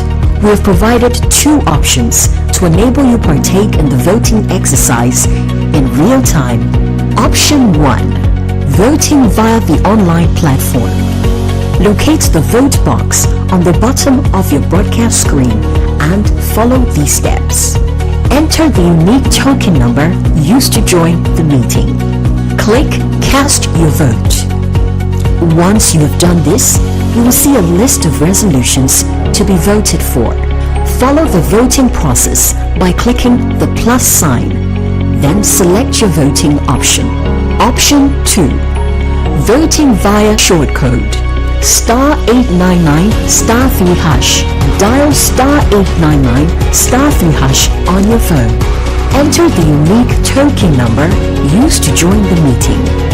Once you have done this, you can now select your vote option and send.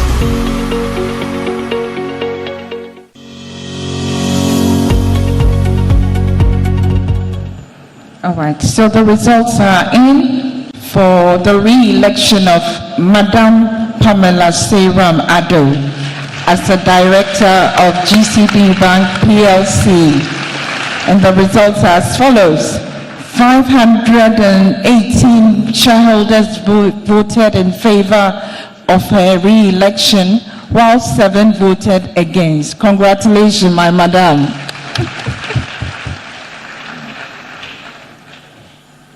Thank you very much. Like I said, the chief will search for the 7 people.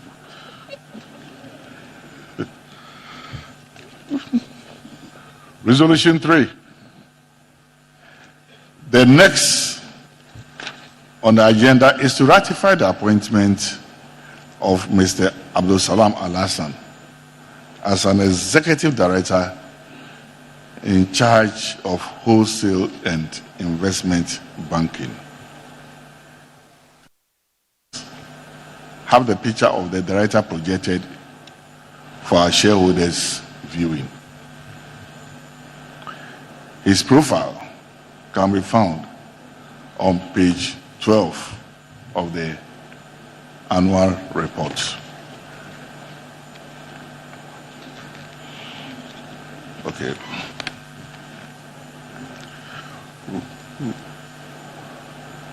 Resolution 3.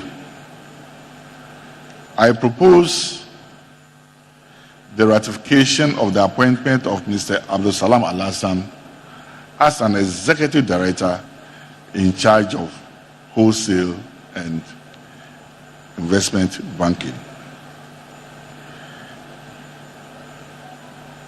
Will a shareholder please move the motion for ratification of the appointment of the director?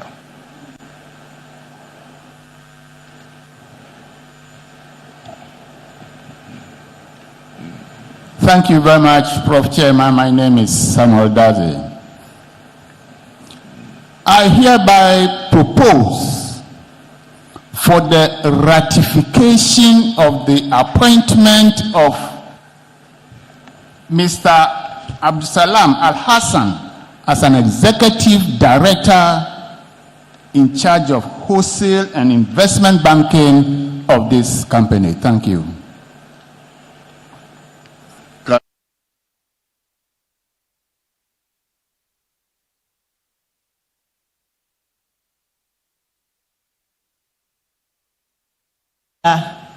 An ex-banker of Commercial Bank.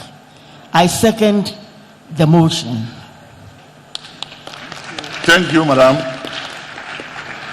Are there any comments before the motion is put to the meeting for voting.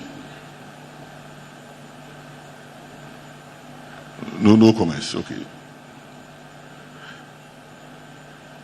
There being no further comment, I declare voting open for shareholders to vote. As usual, we have 3 minutes to vote. And we all support it. Casting your vote. We have provided 2 options to enable you partake in the voting exercise in real time. Option 1. Voting via the online platform. Locate the vote box on the bottom of your broadcast screen and follow these steps.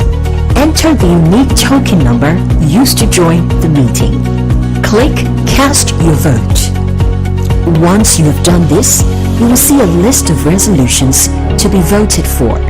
Follow the voting process by clicking the plus sign. Then select your voting option. Option 2. Voting via shortcode. *899 *3#. Dial *899 *3# on your phone. Enter the unique token number used to join the meeting. Once you have done this, you can now select your vote option and send.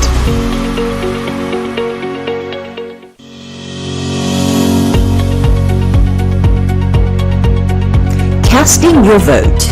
We have provided 2 options to enable you partake in the voting exercise in real time. Option 1. Voting via the online platform. Locate the vote box on the bottom of your broadcast screen and follow these steps. Enter the unique token number used to join the meeting. Click Cast Your Vote. Once you have done this, you will see a list of resolutions to be voted for. Follow the voting process by clicking the plus sign. Then select your voting option. Option 2. Voting via shortcode. *899 *3#. Dial *899 *3# on your phone.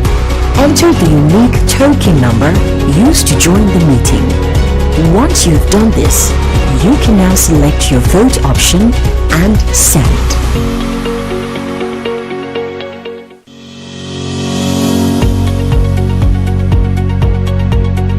Casting your vote.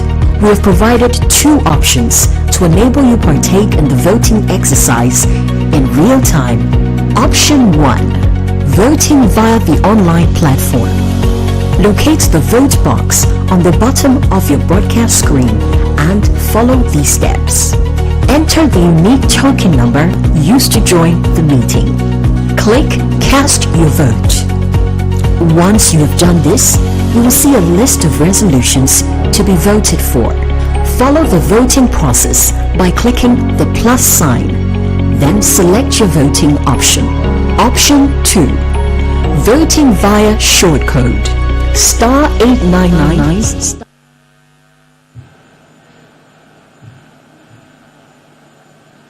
So, Mr. Chairman, we have the results for the ratification of the appointment of Mr. Abdul Salam Al-Hassan as an Executive Director of GCB Bank PLC.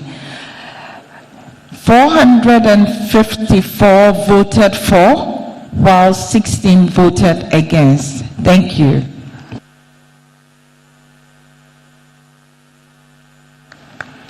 I declare the motion carried.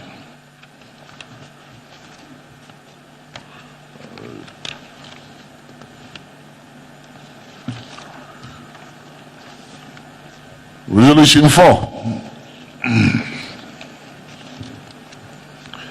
4A.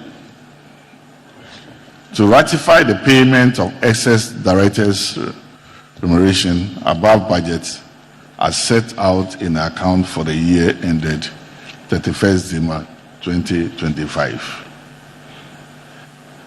The fees paid to the non-executive directors during the 2025 financial year exceeded the budget of 3.85 million by 17.5% due to emergency and additional board committees and other committee meetings held. Thus, the approval of shareholders is required to ratify the amount paid above the budget.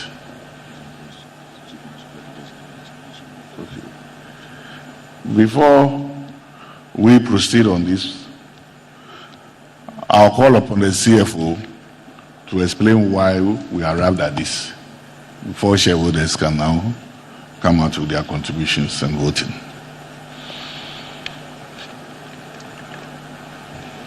Thank you, Chairman. Dear shareholders, I've gotten a number of calls from some of you expressing concern about this particular item. And rightly so, we have to operate within the budget as has been approved by the AGM. But three main reasons accounted for this excess, for which reason we are coming to you for ratification. Please, those of you with the annual report, if you refer to page 73.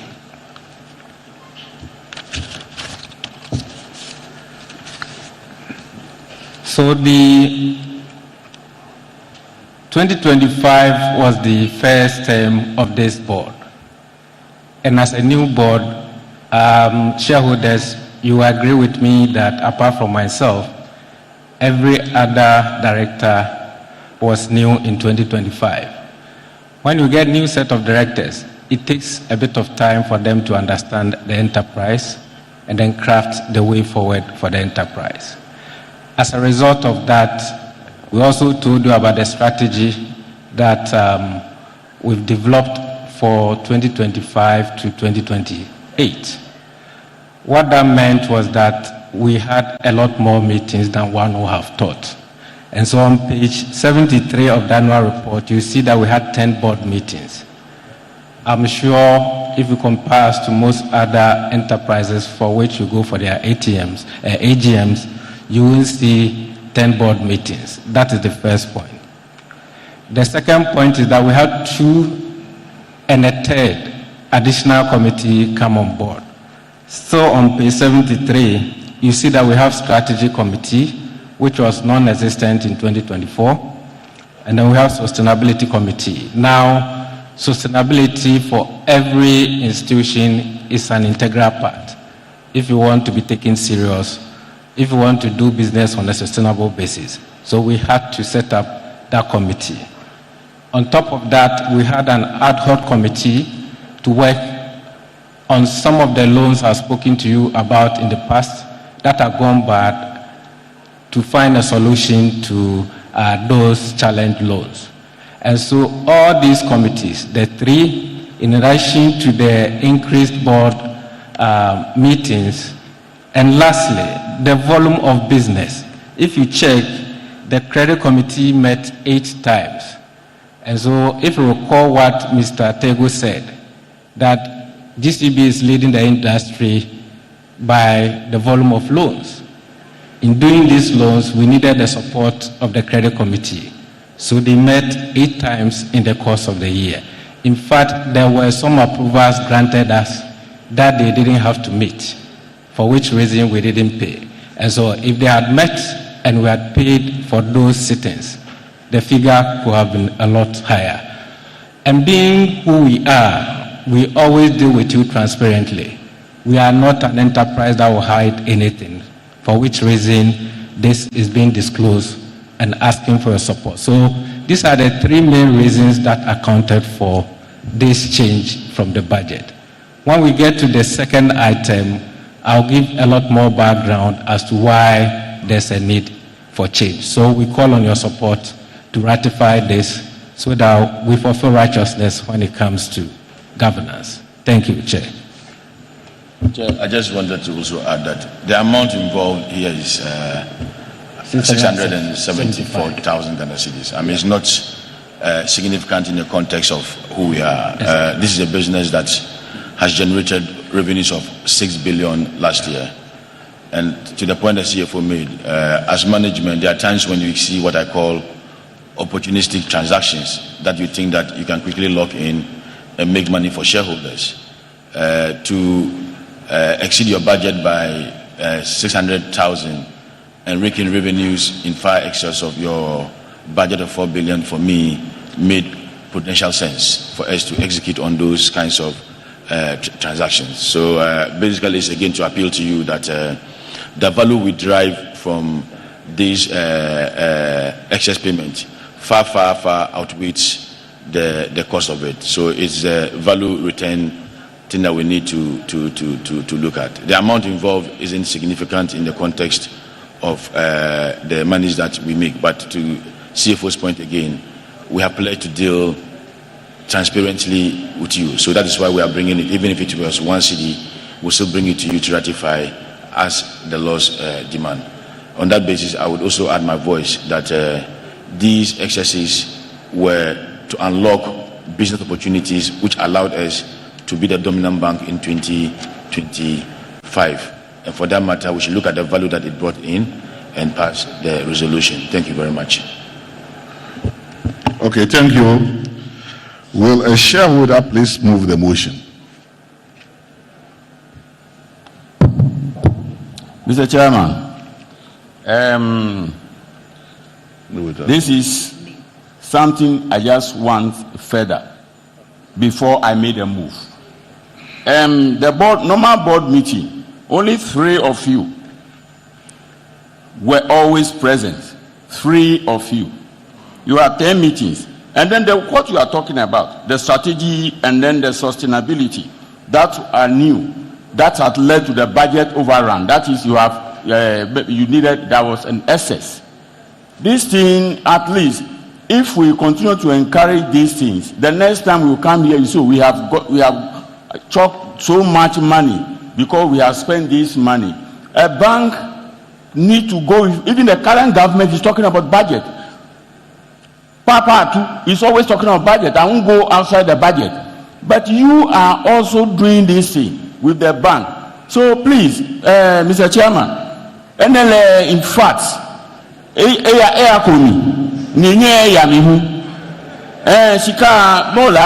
you are not giving it to us for 5 years, no dividend. But this standard you are going to give a dividend, look at what you are doing. So please, I want to plead with you. You have your they say 2 meetings. The strategy, you only 2 meetings. Few of you attended out of the lot. And then you look at the sustainability. 4 meetings. Only 5 of you attended out of the lot. So what happened? And then when you look at attendance, and then you are telling us that you have gone above the budget. Please, Mr. Chairman, let's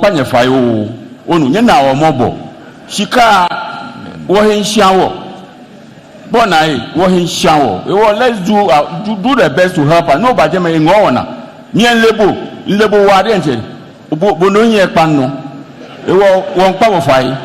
Do the needful for us. Thank you. On this note, I second the motion.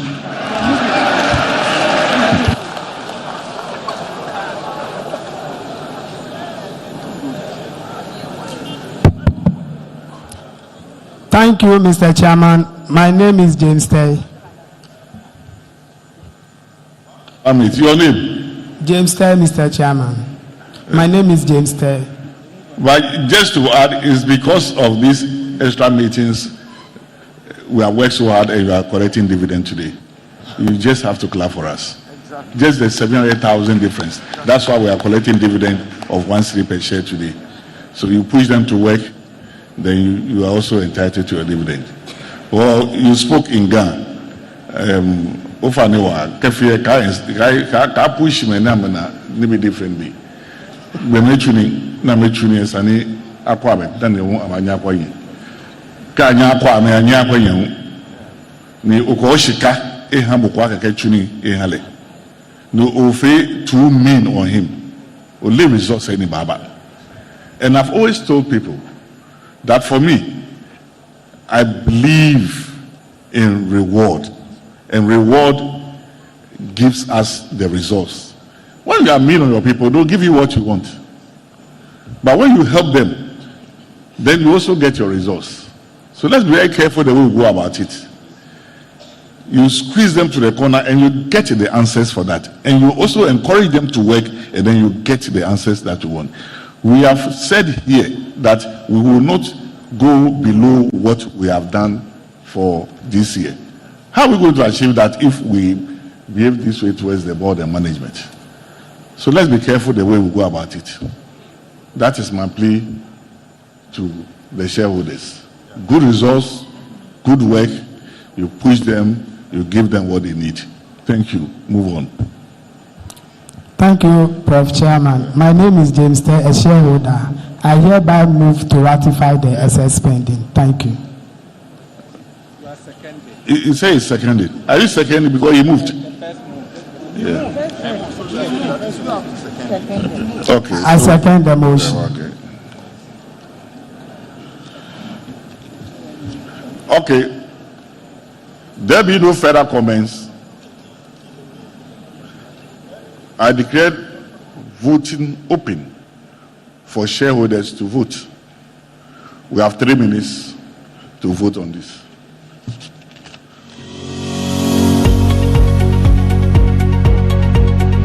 Casting your vote. We have provided 2 options to enable you partake in the voting exercise in real time. Option 1.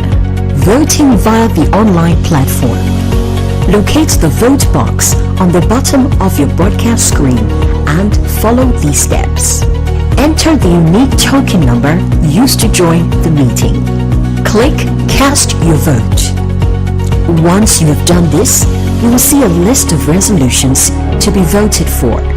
Follow the voting process by clicking the plus sign. Then select your voting option. Option 2. Voting via short code. *899 *3#. Dial *899 *3# on your phone. Enter the unique token number used to join the meeting. Once you have done this, you can now select your vote option and send.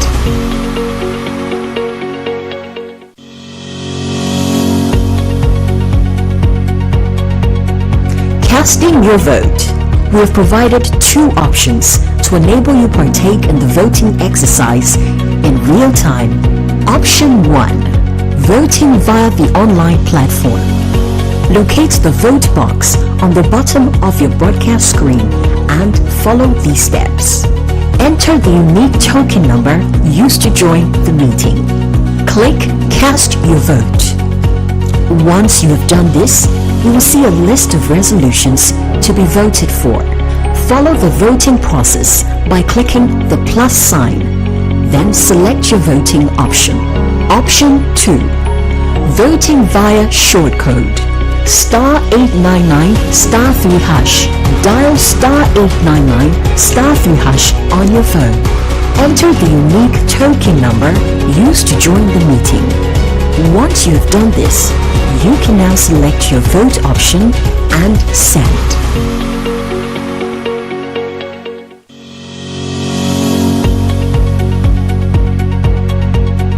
Casting your vote.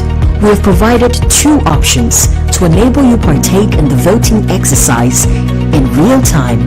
Option 1. Voting via the online platform. Locate the vote box on the bottom of your broadcast screen and follow these steps. Enter the unique token number used to join the meeting.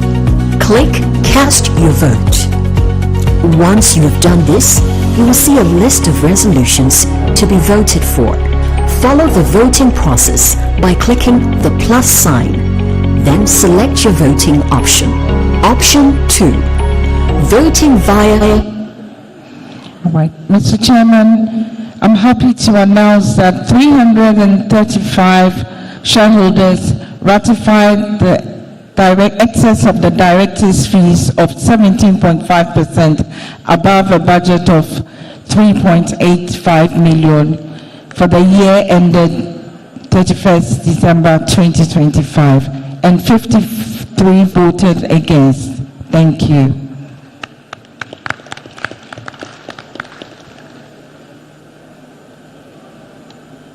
I declare the motion carried. Thank you very much. God bless you. 4. B, and that is to approve the remuneration of directors for the financial year 2026. Section 101 of the Bank Constitution provides that fees payable to directors shall not be increased unless authorized by an ordinary resolution passed at a general meeting where notice of the proposed increase has been given in the notice convening the meeting. Section 1852 of the Companies Act 2019, Act 922, state that the fees payable to the directors as directors shall be determined from time to time by ordinary resolution of the company and not in any other way. As shareholders are aware, the current budget allocated for directors' remuneration is 3,850,000, that is 3.850 million. This figure was approved by shareholders as far back as 2018 and has since not been revised. Thus today, we will bring before shareholders a proposal to increase the budget allocated for directors' remuneration to 12 million for the financial year 2026.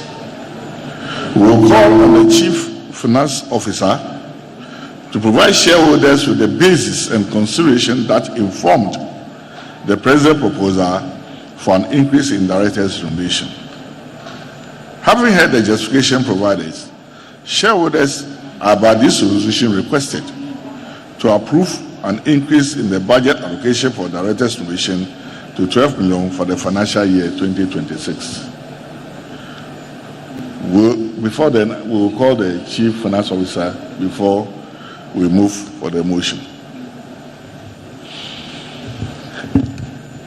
Thank you, Chairman. And dear shareholders, once again, I want to take this opportunity to explain to you why we are tabling an increase in the directors' fees. Chairman did indicate that the last increase was in 2018. For a number of reasons, we've not been able to seek an increase, most of which you are aware, so I won't bore you. So what we've done, and I've said it before, that GCB, we are the parent, the son, the daughter, everybody is at the high street. We are competing with banks that have parents, either in South Africa, the UK, or elsewhere. And so in terms of the kind of support that these banks competing with us in our own country, they get, GCB has none of those. And so it is left with the management and the board to ensure that the right structure, the right policies, the right strategy and decisions are in place and being executed to churn out the kind of results that we all are witnesses to. What that means is that we tend to interact a lot more with our board than other institutions do. And because of that, you are likely to see increased number of board meetings, increased number of committee meetings. One key point I want to draw attention to is the fact that when you take the GCB sitting allowance relative to our main competitor, because I'm not in the business of promoting anybody's name, I don't mention it, but I guess shareholders here do know which competitor I'm referring to. The sitting allowance we pay our directors is not up to 50% of what that competitor pays its directors for sitting. And here is the case: you are looking for the best talent, you are looking for professionals, that most of them in their private capacities, you consult them for an hour, you are paying in excess of $1,000. And you need these directors to come sit sometimes 8 hours. Sometimes we have meetings running into 11 p.m. We think it's only fair and reasonable that we come and ask for an enhanced budget. That is not to suggest that we are going to exhaust 12 million. No way. But then what that will afford us to do is that these excesses that happened, one in 2023, it has happened again in 2025. We don't want to keep coming back to the AGM pleading and asking for support for excesses. One, the rates we pay, they are not market rates. Let's not forget that. And if we have to encourage and motivate the director to support us at short notices, late into the night, I think it's only fair that shareholders, you support us to approve this budget. Like I said, it is not to suggest we are spending 12 million, but we will not come back with excesses. It gives us the leverage to operate within a reasonable amount. So on this note, as I've always done, I'll call on shareholders to lend your support to this. We'll remain fully accountable, just as even a 675,000 increase, we declared it came to you for everybody to be on the same page. So this is the reason behind the proposed figure. And on that note, I call on your support for us to take it through. Thank you, Chair, and thank you, shareholders. So I want to add that the business, as you can see today, is forward-looking. It is much stronger than it has ever been, with very strong capital buffers. We are determined to cement our position in this country, and so we need everyone on board. Like the CFO rightly indicated, bringing everyone on board requires that we are paying for the right skills, we are paying for the right capacity. And from where we sit, I heard a challenge from the shareholders that the 3.2 billion they saw in 2025, for them is a starting point.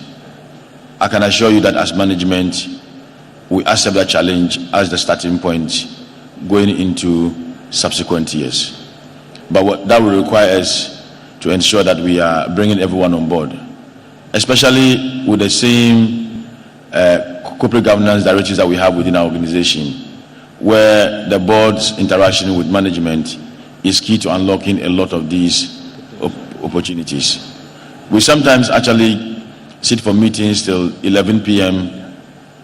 Just to make sure that we are thoroughly reviewing applications and taking the right decisions that inure to the benefit of this organization. So on the basis of that, again, I would plead that we please look at the value these unlock and just not look at the cost that they bring onto the organization. If these values would unlock opportunities for us to deliver 4 billion next year, why not? It's just an amount that we need to unlock opportunities for us. The other point I was going to make is just around the fact that the board has been immensely supportive of where we have gotten to this year. I can confirm that as the managing director, having worked in other multinationals, I can confirm that this board has been extremely supportive, and we need that support to carry on to deliver superior shareholder value for yourselves. It is on the basis of that that I would implore that we please uphold this motion so that we can carry it through the day. Thank you very much.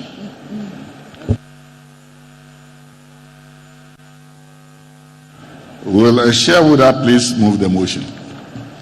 Now, when we come to comments, then if you want, but now let's go by the structure, please. Will a shareholder please move the motion?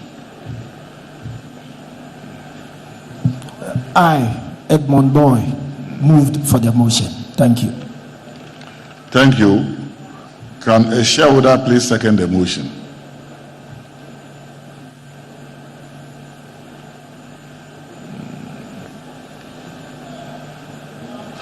It's Brempon, a shareholder. I so second the motion. Thank you. Now, are there any comments before the motion is put to the meeting for voting. So, gentlemen. Yeah. Just a little thing. How many directors usually meet? That's all I want. What is it? How many directors usually meet? Okay, Chair, with your permission. So, sir, all directors come to the main board meeting, and then we have committees of the board. That is meant only for committee members. So, as I did indicate earlier, if you go to page 73 of the annual report, you see the various committees there, and then there are various membership. Apart from, I think, the HR committee, each committee is made up of 4 members. The HR committee has 5. And so, for the full board, all the directors come to the meeting, except, of course, for things beyond anybody's control.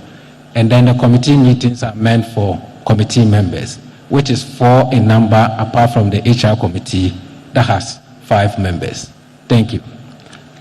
Let me also just add, distinguished shareholders, that the amount being sought does not mean that we would exhaust all the amount. It's just a budget we are asking for, so that we don't come back with excesses. We would do everything possible to stay within the budget. It is a budget that we think would work within. It's not that we would exhaust everything. We just don't want to come back with excesses next year. I think it doesn't speak well of the fact that we come to you for a number and then we go back and we are exceeding on them. And like we said, as you run a business, it's quite dynamic and very fluid.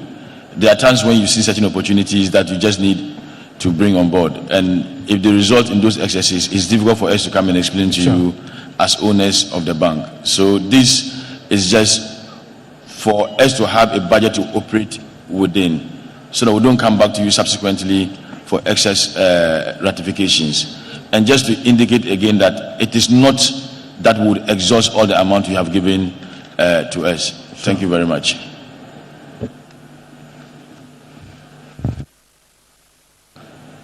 Samuel Adiku, from the report, I can see that it's only one director who has shares in the company, 100 shares.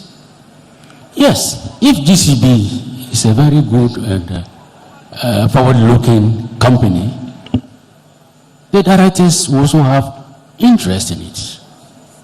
And that is where, as you are doing wonderfully, as people are saying, you can also benefit and get more money from the shares, the dividend that you pay. It is not always coming to be always asking for more money when shareholders are not getting any better dividend. You see, and there is a saying that one who has no listing in a company or any shares is the most dangerous person, because he has no stake in the business.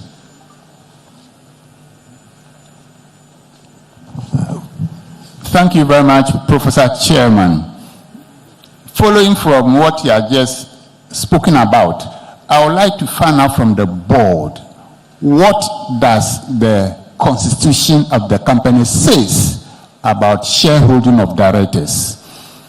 My main question is about the director's remuneration. It consists of 3 things. The director's fees, sitting allowance, and director's expenses. Which is which? In the report, director's remuneration has been added to the other staff and management emolument. Going forward, I will require the board to state it separately, to state that figure separately, and under it we would like to see the composition of sitting allowance, the lump sum, director's fees, and director's expenses. These three things make up director's remuneration. The overrun that took place, does it include director's expenses, or is only sitting allowance and director's fees? That's the first thing I would like to find out from the board. Thank you.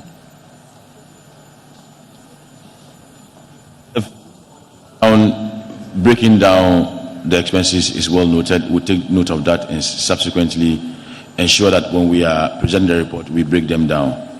The excess that you ratified actually includes the expenses of the directors. It's not just the sitting allowance alone. Thank you.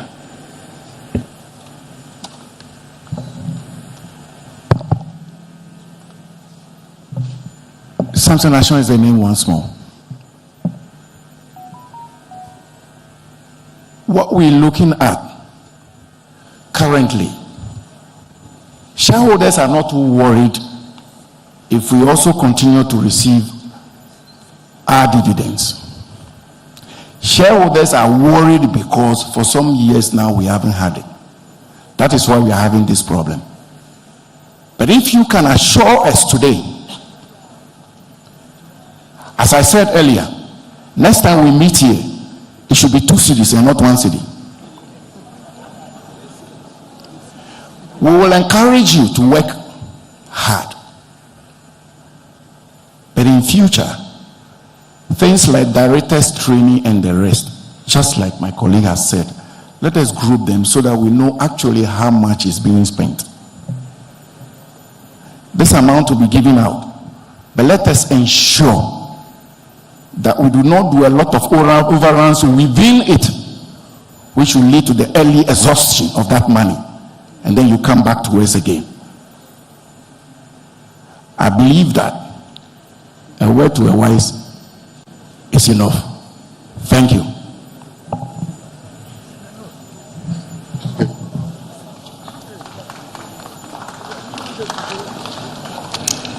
Thank you very much, Professor Chairman. I'm on my feet once more.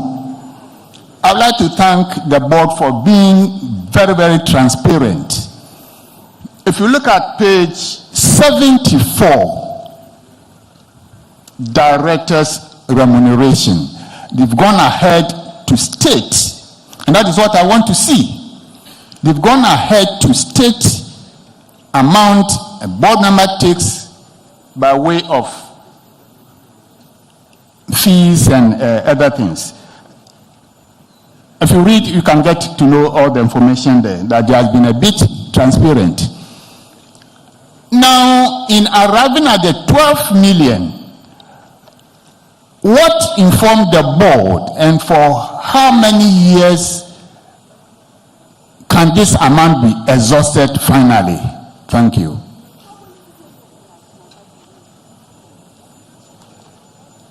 Bear in mind, it is a budgeted figure. It is a budgeted figure. It cannot be consumed in just 1 year. Based upon this report, 4.5 has been spent for 2025. Now from 4.5, you are now hitting 12 million. So per your computations, how many years do you think this amount of 12 million can then be arrived at, for which you require additional review? Thank you.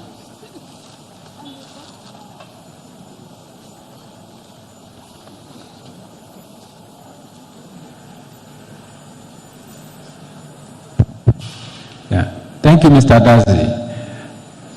So I did indicate that it is not only for 2026. In my view, I haven't sought the chair's permission. This will, at the minimum, last till 2028, the strategy period that we have, at the minimum. Thank you.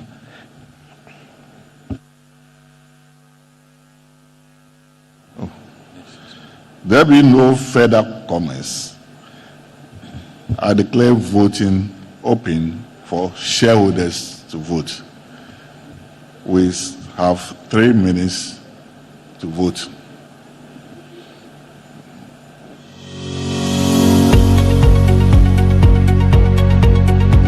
Casting your vote. We have provided two options to enable you partake in the voting exercise in real time. Option 1. Voting via the online platform. Locate the vote box on the bottom of your broadcast screen and follow these steps. Enter the unique token number used to join the meeting. Click Cast Your Vote. Once you have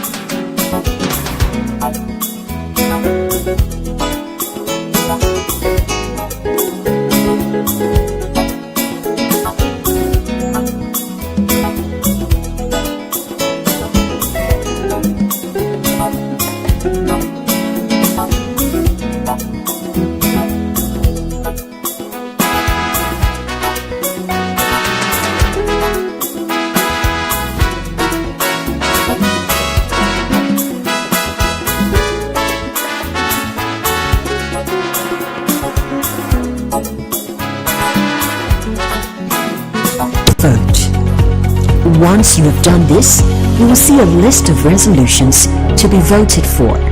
Follow the voting process by clicking the plus sign. Then select your voting option. Option 2. Voting via shortcode. Star 899 star 3 hash. Dial star 899 star 3 hash on your phone. Enter the unique token number used to join the meeting. Once you have done this, you can now select your vote option and send.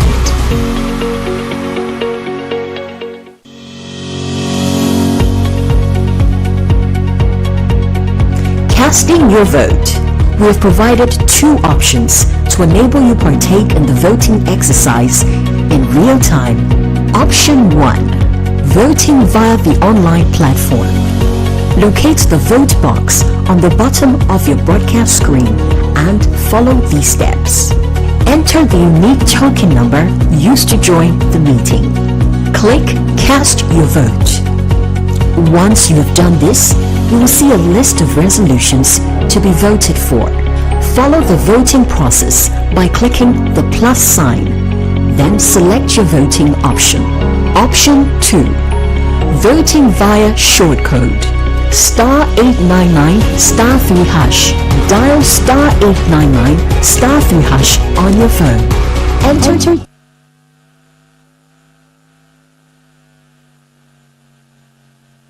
Okay, so Mr. Chairman, the results are in.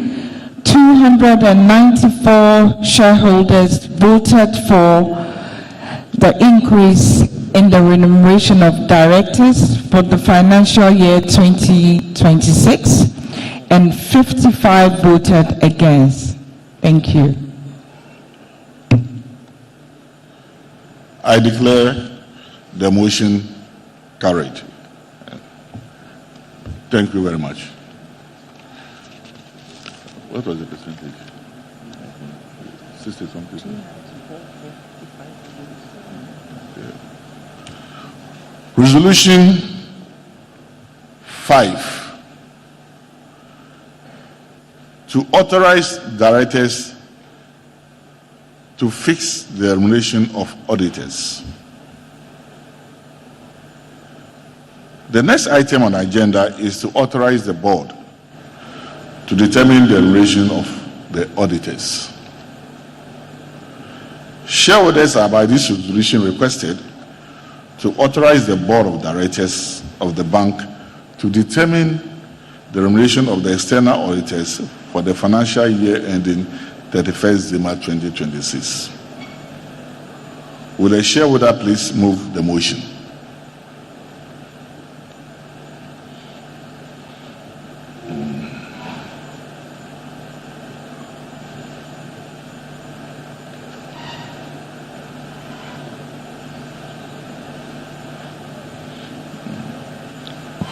Hello. Yeah. Edmund, boy, before even I move for the motion,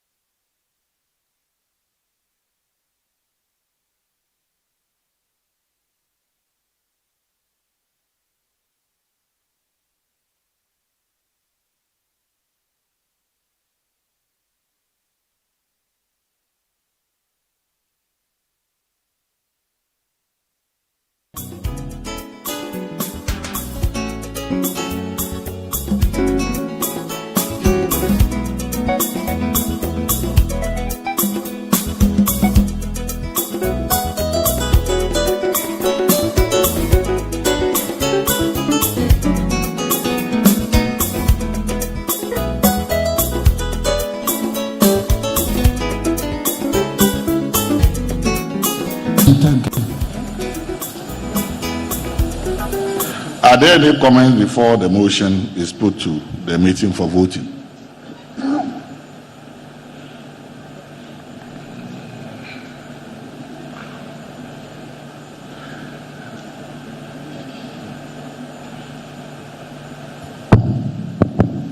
Samuel Adiku.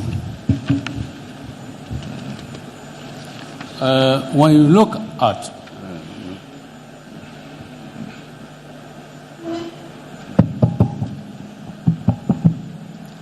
the auditors' remuneration,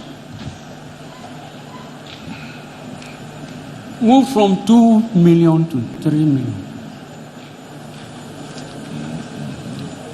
almost 50% increase.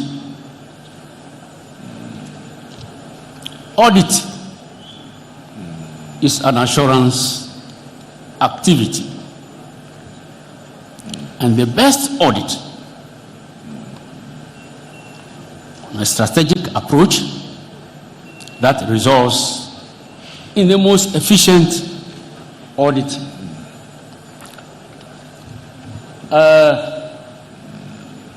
If audit fees are considered as an investment from shareholders, auditors will work harder and smarter to procure more assurance. I have to tell the auditors that independence is an attitude of the mind. It's not a matter of writing that we are independent of so and so. No.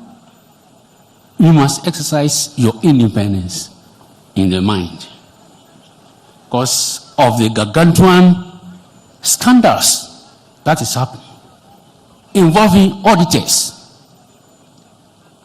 So how can shareholders believe in what you tell us? Your report is an opinion, just like the profit is an opinion. It's not a statement of fact. Then you come and collect money and go for telling us something about your opinion.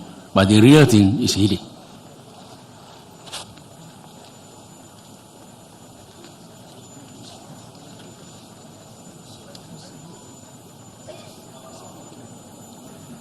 Now put the motion to the meeting for voting.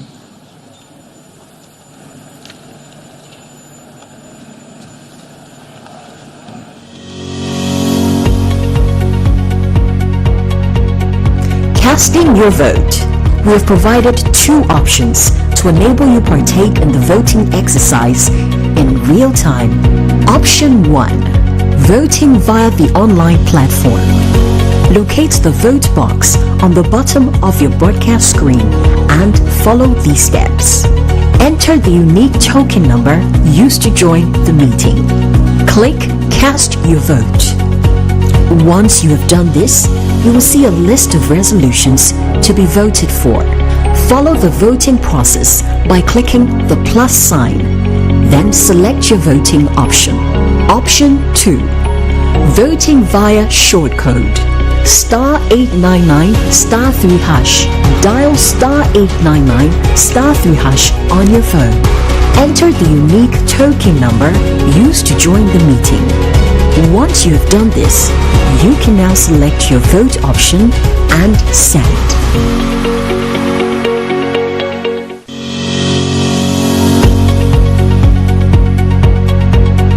Casting your vote. We have provided two options to enable you partake in the voting exercise in real time. Option 1. Voting via the online platform. Locate the vote box on the bottom of your broadcast screen and follow these steps. Enter the unique token number used to join the meeting. Click Cast Your Vote. Once you have done this, you will see a list of resolutions to be voted for. Follow the voting process by clicking the plus sign. Then select your voting option. Option 2. Voting via shortcode. Star 899 star 3 hash.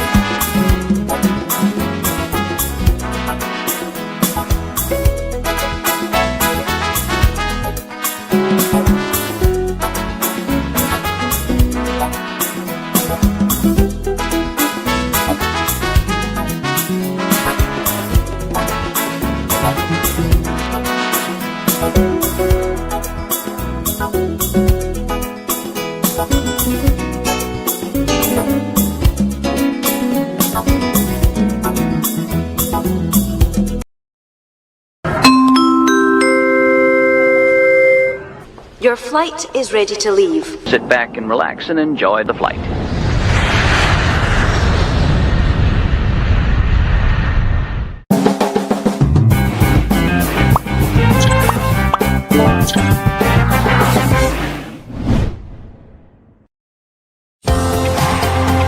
Do you want a sugar-free, freshly squeezed fruit juice? Choose Greenline fruit juice and smoothies filled with vitamin C, calcium, iron, fiber, and zinc. Every drop of Greenline juice and smoothies is naturally made to give you energy, good health, and refreshment. Enjoy your favorite Greenline orange, pineapple passion, watermelon, pineapple and turmeric, pineapple beetroot, pineapple and ginger, and healthy green. Greenline fruit juice and smoothies, powered by nature.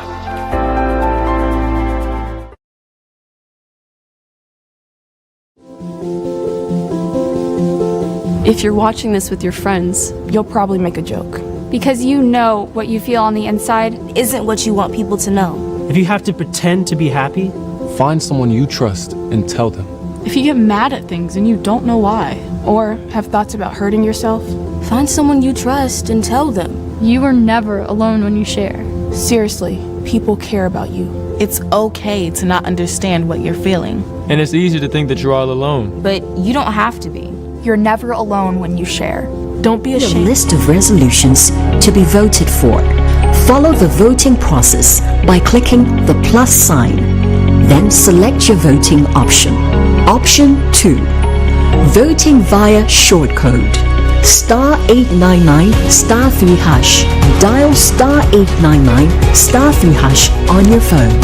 Enter the unique token number used to join the meeting. Once you've done this, you can now select your vote option and send.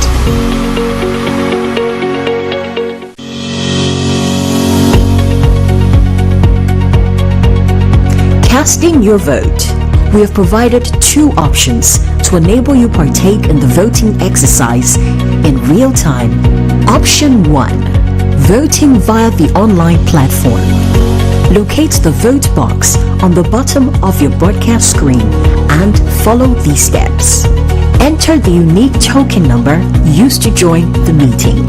Click Cast Your Vote. Once you have done this, you will see a list of resolutions to be voted for.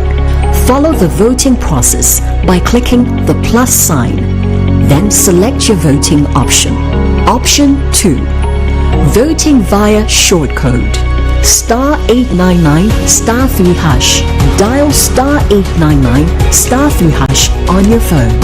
Enter the unique token number used to join the meeting. Once you have done this, you can now select your vote option and send.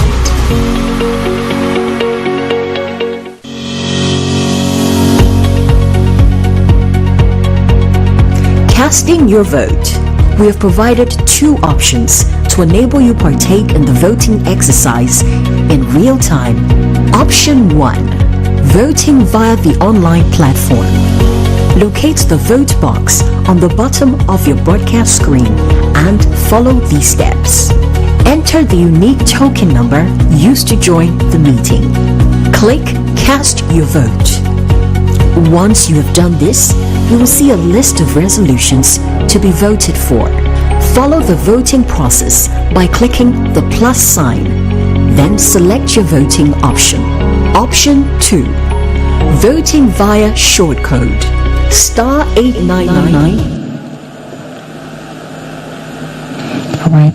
So, Mr. Chairman, I now declare the results for the waiver of the requisite 21-day notice period for declaration of the 2025 dividend. 296 voted for, while 7 voted against. Thank you. Thank you very much. 7 against. The motion is carried.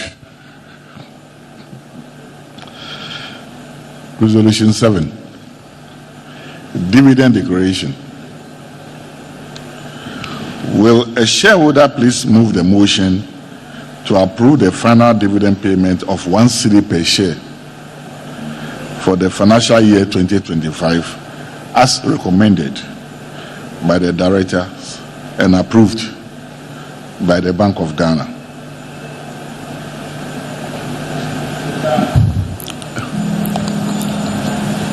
I move for the motion, and also would like to add on that as we have given you an increment in your remuneration, at least use parts to compensate us for the years that you have not given us dividend. On this note, I have moved. Thank you. Yeah. Idris, yes. Who seconds the motion? Yeah, my name is Kwame Gabriel Atokwe.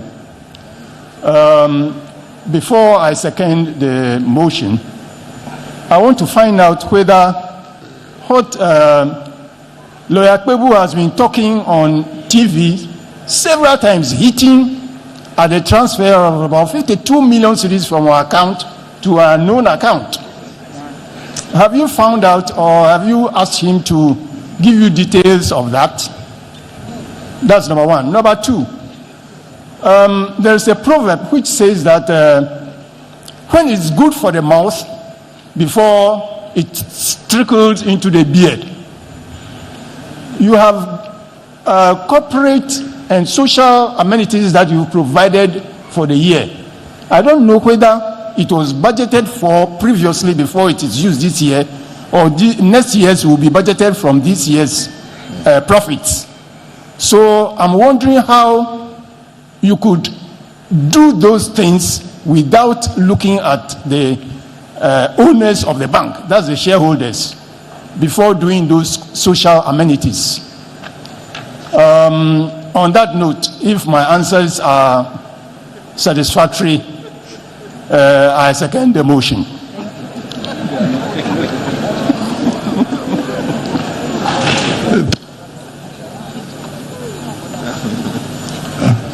Hello?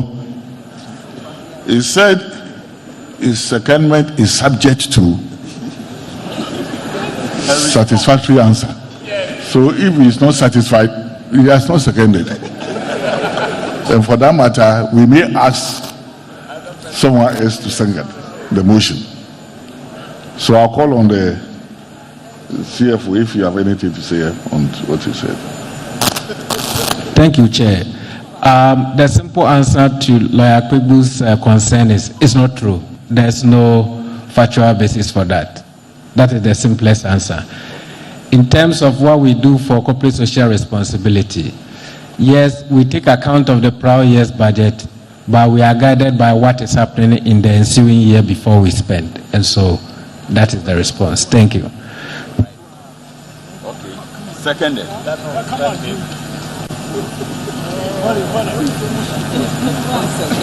Real, I don't second, we'll beat you. Any other comment before the motion is put to vote? I will go straight. Yeah. The guy who's subject to this thing. A comment? No. He seconded. Okay, comments. Comment on the dividend. I want to remind the board that the legal position is that profits are the property of shareholders. There is a theory, the bird in the hand theory, which says that a company's value will be maximized by high dividend payout ratio.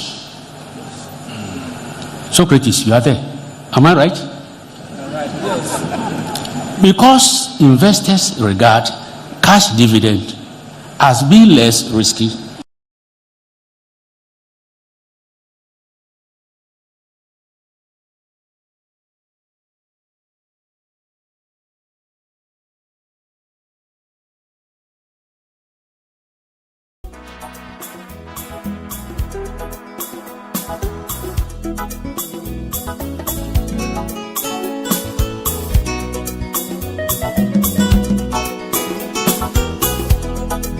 should be worried about that. Fight for the rights of shareholders.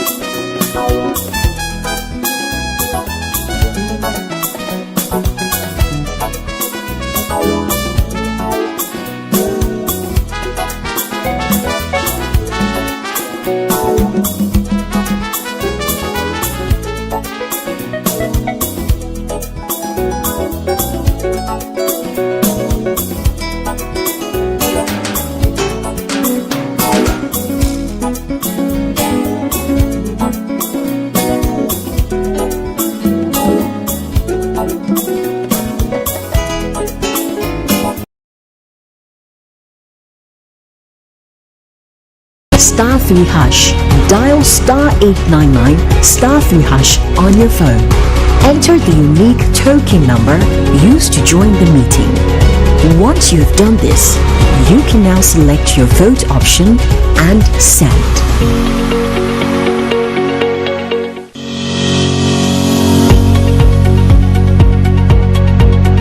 Casting your vote. We have provided two options to enable you partake in the voting exercise in real time. Option 1. Voting via the online platform. Locate the vote box on the bottom of your broadcast screen and follow these steps. Enter the unique token number used to join the meeting. Click Cast Your Vote. Once you have done this, you will see a list of resolutions to be voted for. Follow the voting process by clicking the plus sign. Then select your voting option. Option 2. Voting via shortcode. *899 *3#. Dial *899 *3# on your phone. Enter the unique token number used to join the meeting. Once you have done this, you can now select your vote option and send.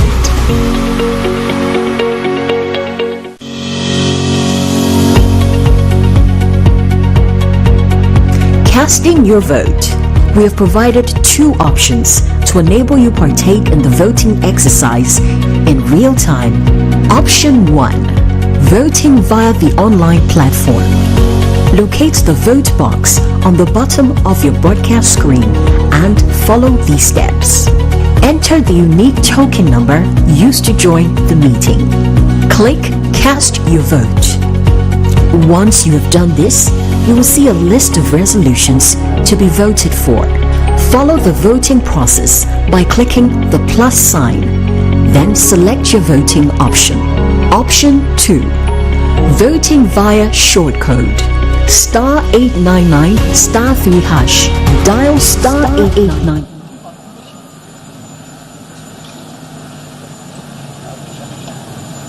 Right, so Mr. Chairman, 300 shareholders voted for the final dividend payment of 1 CD per share for 2025 as recommended by the board of GCB and approved by BOG, and surprisingly 10 voted against. Thank you.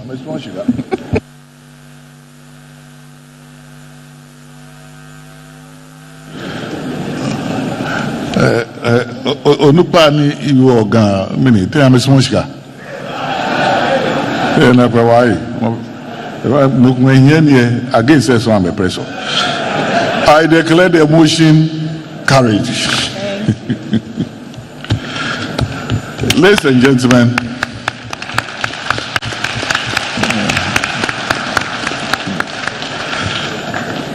we have come to the end of another successful AGM proceedings, and I would like to thank you on behalf of the board of directors for attending this meeting and for showing so much interest in the affairs of your bank. The entire board will also like to express its appreciation to shareholders and assure you of our continuous commitment to growing this bank from strength to strength. I hereby declare the meeting formally closed.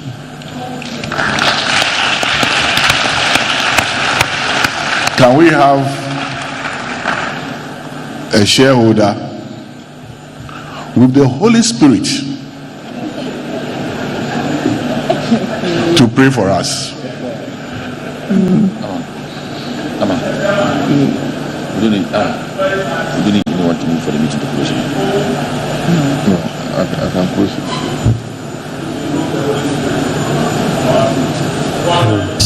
it. And all shareholders. But before then, there is an oversight which I would like to draw your attention. The oversight is our meetings is in a hybrid form. We have some who are not present here. They join the meeting wherever they find themselves. I also sometimes do that whenever I'm out of jurisdiction. However, no provision is made for us. So please consider that and find a way to reach out to them. Those who join online, you have a way to track them down and at least compensate them a bit. Thank you. Shall we pray? Heavenly Father, we thank you for this success meeting. It is successful. Members were sitting on tenterhook, but calm them, touch their spirits, and urge them on. Let them not entertain any fear at all, but let them take whatever happened here today as a challenge to move them on to greater heights, so that at the end, come by your grace next year, we'll hear more better, glamorous, and perfect news from them. We thank you for the grace, and we also ask for traveling mercies. Those of us traveling from wherever we come from, lead us safely, and in the end we give you glory. We thank you, we honor you, we glorify your name through Jesus Christ our Lord. Amen. And with that prayer, we mark the very end of the 32nd AGM of GCB Bank PLC after some 3 hours and 25 minutes. Thank you so much, dear shareholders, for your time, your patience and supporting management and board to carry running the affairs of the institution. I will entreat you to please sit down. I do acknowledge most of you have your food packs already. Those of you who haven't yet taken your food, in this lane right here by my right hand side, you can exit through this door and you will be served through this door. And please, there is enough for everyone. We provided for everyone, so there's no need to rush to cause any stampede. Those of us in this lane, please go through the door straight behind and you'll be appropriately served. Those of us in this lane, please go through this door at the extreme end here and you'll be served accordingly. And the last wing, kindly exit through this door and you'll be served. Thank you so much once again, and we wish you all safe journey back to your various houses. Till we call again next year or on an emergency AGM if need be. God be with you and safe journey.